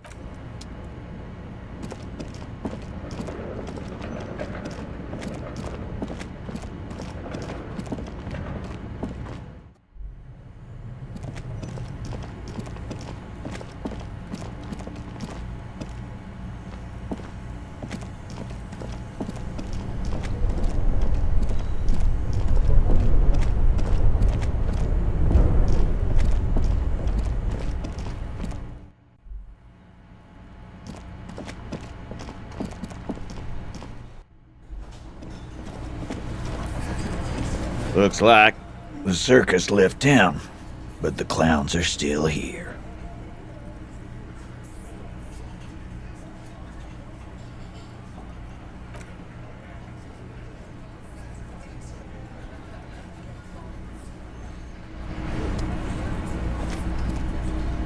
I've got nothing to say to you.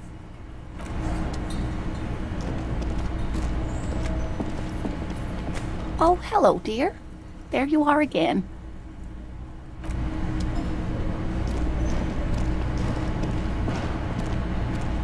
The man ponders his cooking utensils. He looks up at you, then looks away quickly, shrugging and muttering something to himself. Shrugging is an international sign for, no, I don't know what's behind that door.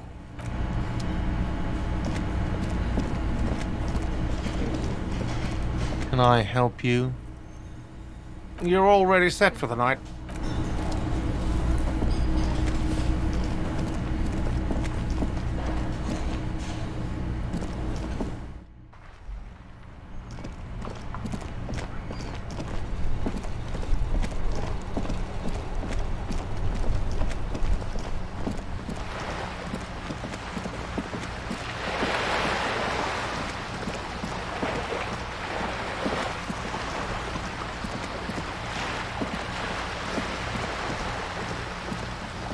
This coin-operated viewer is your money disappears into the coin slot.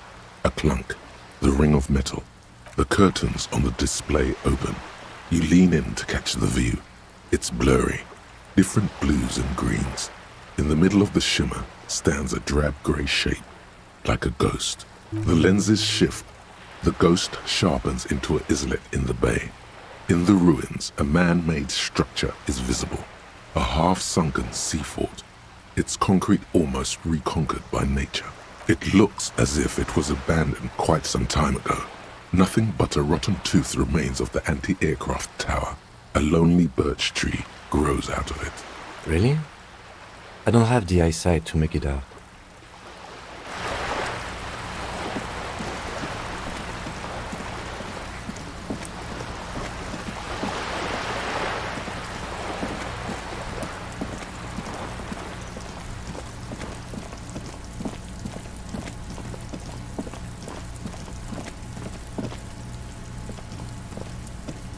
You see a young man on a balcony nursing a cigarette. His eyes have been following you for a while. Not looking for any trouble, officer.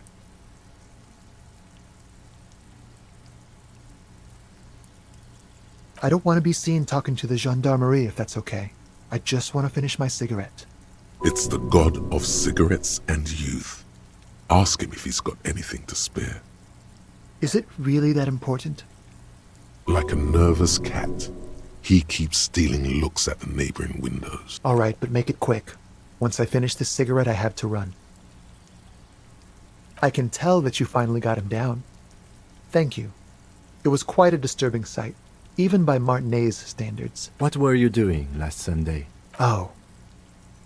You already asked me that, didn't you? No, not you two. Some more muscular type. And when did you speak to this more muscular gentleman? Last week? I don't know. Look. You didn't answer the question. What were you doing last Sunday? I had a friend over. It was my Sunday friend. A Sunday friend. How intriguing. He doesn't reply, gesturing no with his cigarette. Under the grey sky, the neighboring windows are streaked with rain. Someone hides behind a curtain. Those windows have eyes, and those eyes are watching, spying on you three. My name?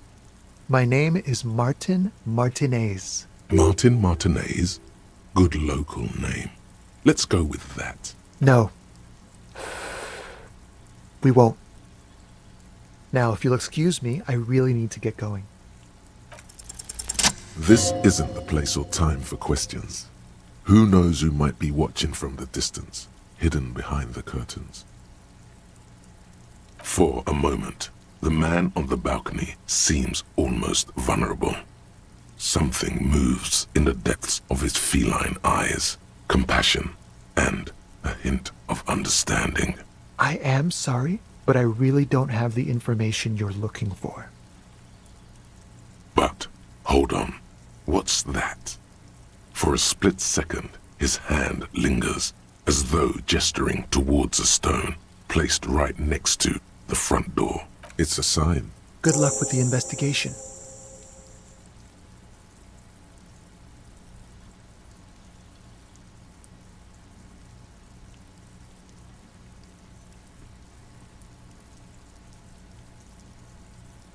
He's gone.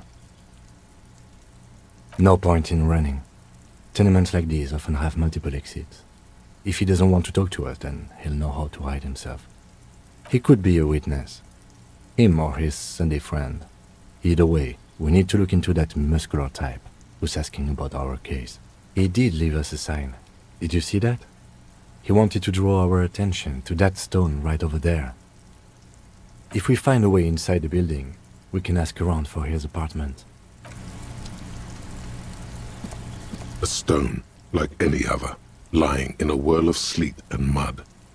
Maybe there's something under it. There's a key beneath it, rusty from the dirt. This must be for the front door. Pity it doesn't have the apartment number on it. This building has many apartments and the man can be in any of them. We'll just have to go in and see.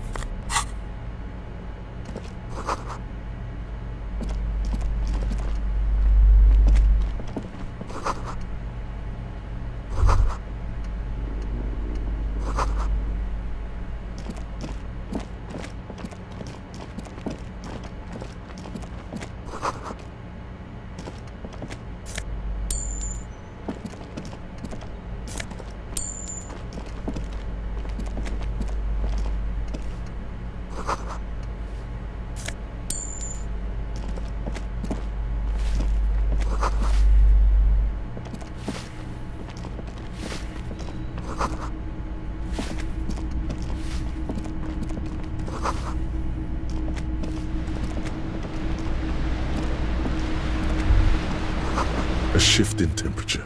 The air chills around you. Dust settles on the stony floor. A former architect stands before a slice of window, a room plan in her hand.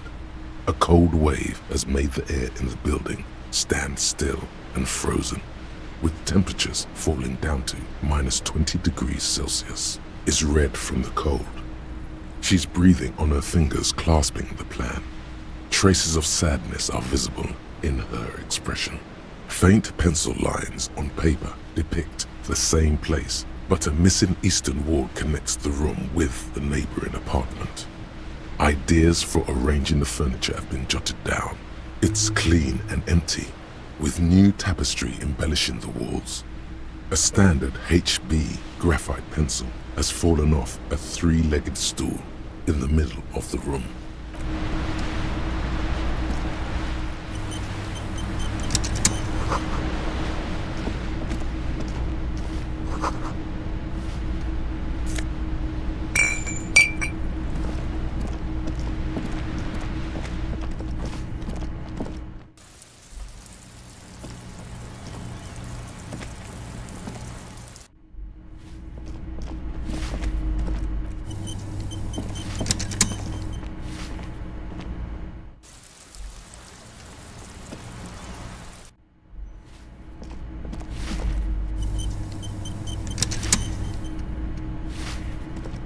Give me a moment. The cold never does any good for my bronchitis. I'm fine. Fine. Don't you worry about me. Now, what do you want from me, policeman? I'm no one. Just an old woman who cleans these hallways. If you can call it living. I have a little room upstairs right next to the coal room. It's barely bigger than a closet. But I don't complain, no. I have my bed and my aching bones to keep me company. And that's all I need from this world. And all she gets, too. The coastal wind beats down hard on the coal room door outside. Splashes of waves make the balcony slippery. Oh, you'll find plenty of Martins here. Don't you worry. Pea-brain, someone played a trick on you.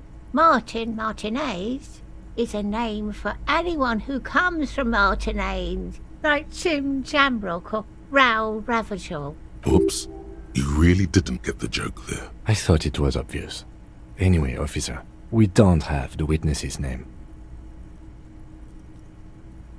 Yes, I know who you mean. The scrawny boy who's always smoking like the devil, right? Somewhere in the building, a child starts crying. You hear a radio tuned to a talk show and someone taking a shower. What's he in trouble for? Talk? He lives upstairs in room 28. Go to the balcony. It's one of those doors there. He's usually home in the evening. Thank you. We should go check out his apartment on the balcony. See if he's home. Ask away, policeman. The hell am I supposed to know? Another nut job, I assume. She really doesn't like those nut jobs. Bad. Some lunatic lost his mind. All kinds of morons pass through these halls. People come and go. I don't keep an eye on everyone. The artiste. Nothing I can do about her, I'm afraid. She ruins the walls faster than I can clean them. Still, she leaves an old lady to her business. More than I can say for others. She mumbles some kind of a response.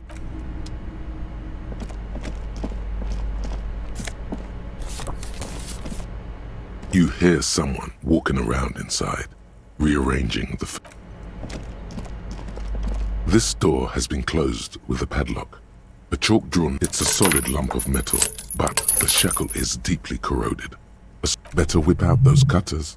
You won't get very far otherwise.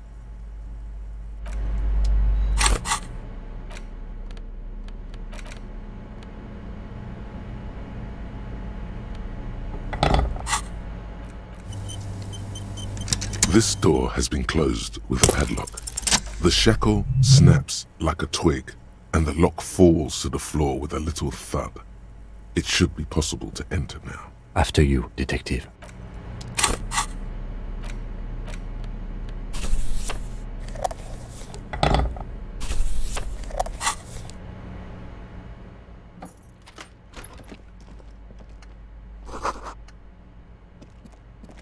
A plaster cast bust depicts a middle-aged man with impressive sideburns. The name on the plinth reads Kraz Marzov. The White Star, the photos on the wall. I think we have broken into the apartment of a young communard. How fitting. He's known as the father of scientific communism, also known as Mazovianism. His theories about economic history greatly influenced, some would even say sparked, the anti-centennial revolution. Whoever lives here definitely shares your enthusiasm. There aren't many communists around, not after the revolution. Some youth still keep the ideology going, it seems.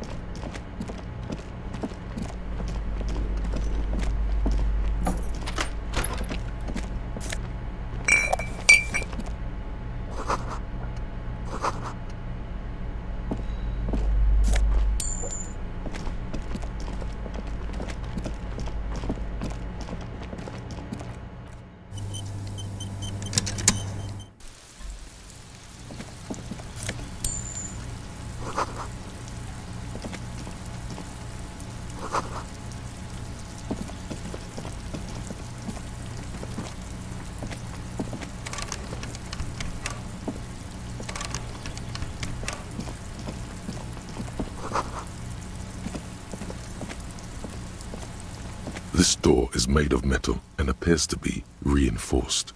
Number 28. This is where... Let's see if anyone's home.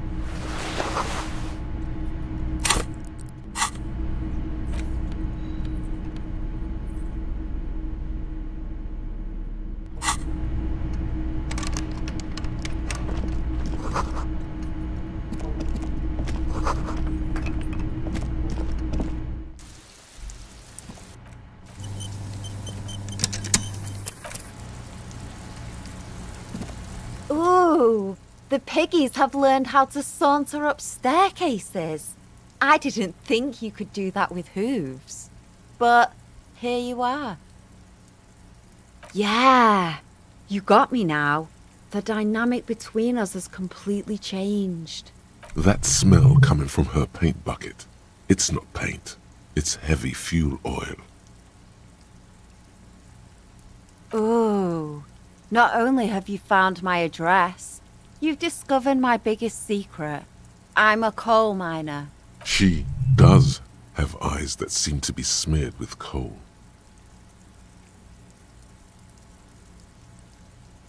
Yes, I keep hoping a shaft will collapse on me, but somehow it never happens.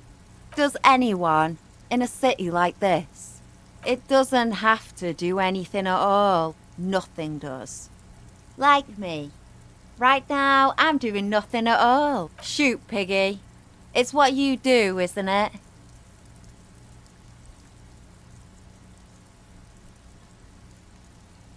Red-dyed heavy fuel oil, intended for exclusive use in government vehicles, to be precise. What did you think I was using? Aquarels? Sucked it out of a cop's fuel tank myself. Back in Jamrock. Something to think about next time you're driving around in your pretty little piggy carriage. What do I care about some fucking tin eggshells? Ugh, alright, sad piggy. I'll give you this one. I saw a little girl in the fishing village running around with military-grade handwear. Look cute as hell. If you haven't been there, the village is a shithole down the coast from the main plaza. Have a good time. No. That's all the snitching Cindy the Skull does for today. Actually, I don't even know why I told you what I just told you. I have a weakness for animals. It's the animal thing again. Damn it. Or a weakness for police officers, miss. Thank you either way.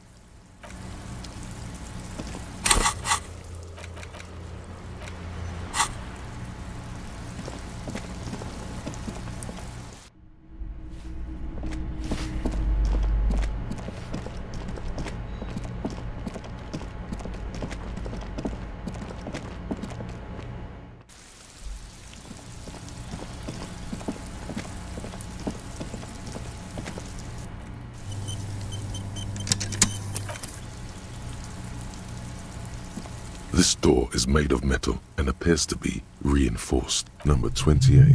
Let's see if anyone... No one answers. Looks like the young man we are looking for isn't home.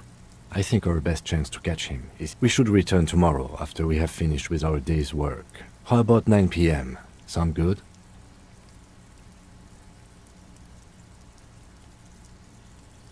The smoker on the balcony. This is why we're here, right? He might know something about the murder. So tomorrow 9 p.m.? Tomorrow 9 p.m. right here. Apartment number 28. Good, let's go. Damn. Turns out it's quite tricky finding someone in a big apartment building. Don't worry. You'll get him.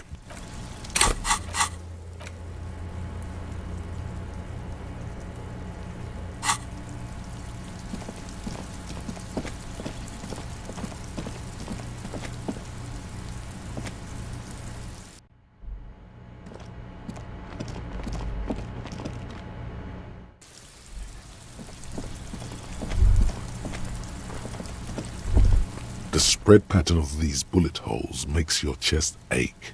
Your breath grows heavier.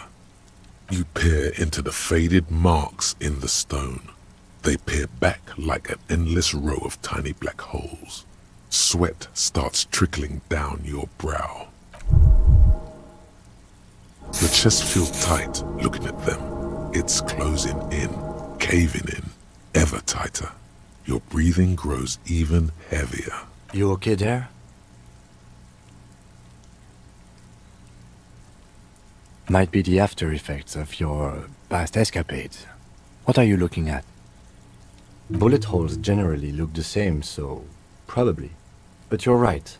More old bullet holes from the revolution. Plenty. The streets ran red with blood. Dust swirled above the ruins. The pressure change from artillery fire ripped people apart in the top floors of the building above you.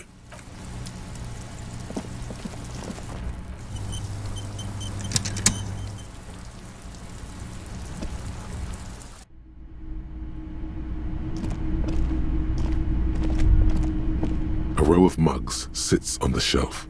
Each one depicts a human figure. A dark-skinned woman grinning amidst mysterious symbols. A broad-shouldered man shoveling potatoes, and others.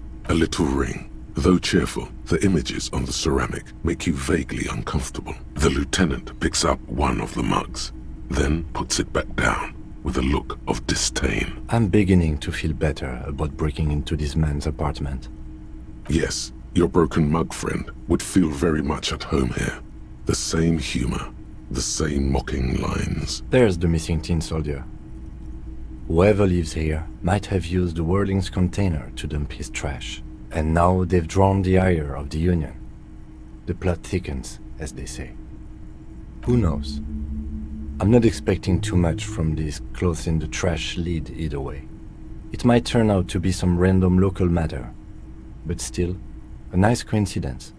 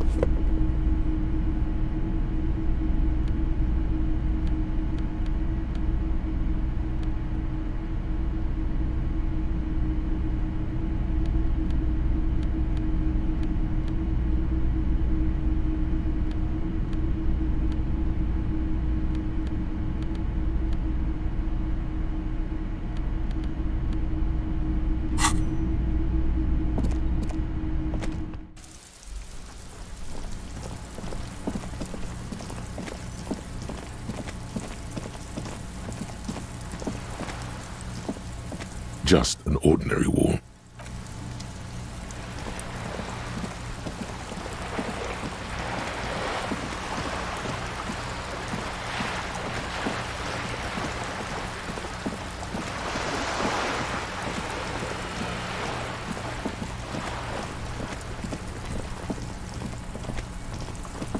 The dented yellow mailbox greets you with its graffito, bullet holes, and an RCM sticker. But the documents inside the envelope. It's not going to be that easy. We need to dirty our hands.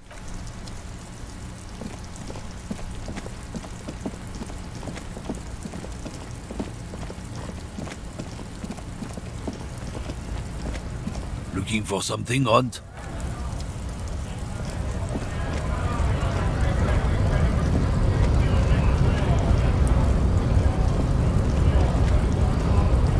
Hola, Wandering Man. How can I help you? Yeah, the janitor who gave me the key to his apartment said the guy's a bit of an asshole.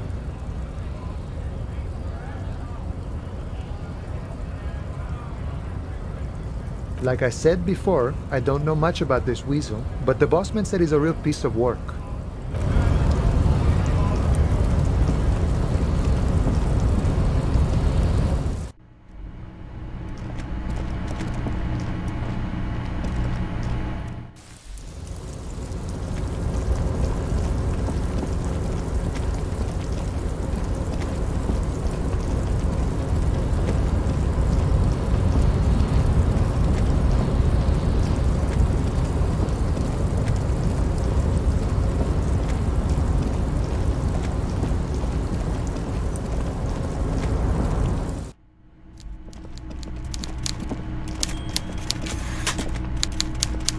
Mr. Dubois, a pleasure as always.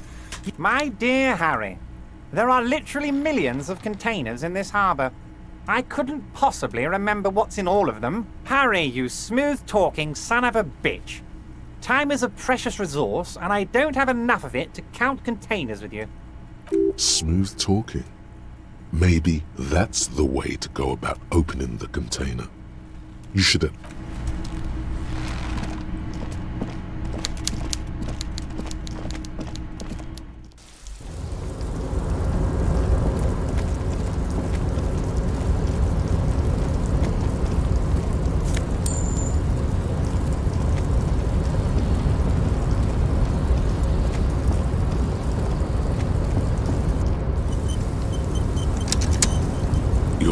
before the cargo container.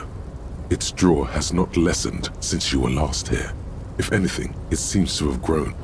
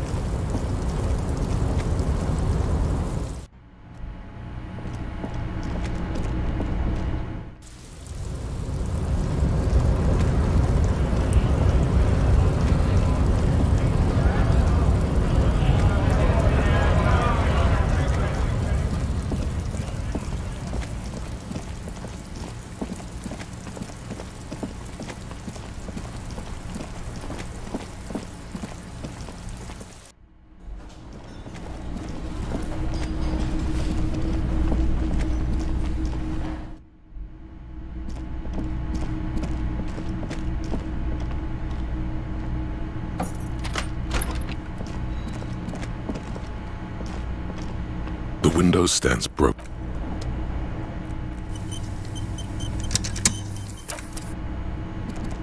The bed is still cold from the broken window.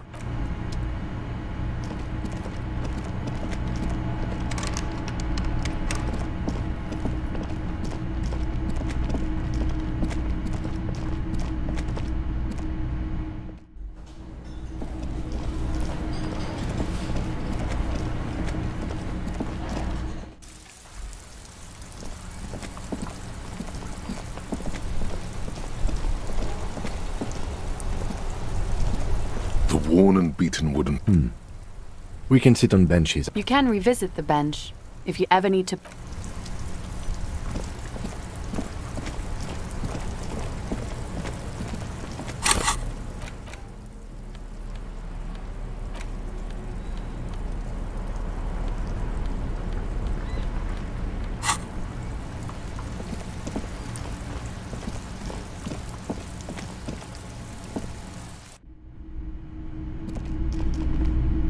Officer, the flashlight, please.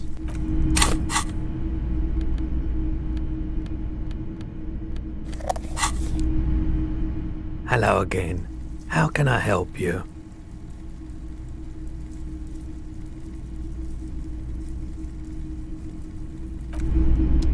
The boomboxes wait on the shelves, and your boombox. And here you are. Quality sound reproduction on the go. It'll play in a thing.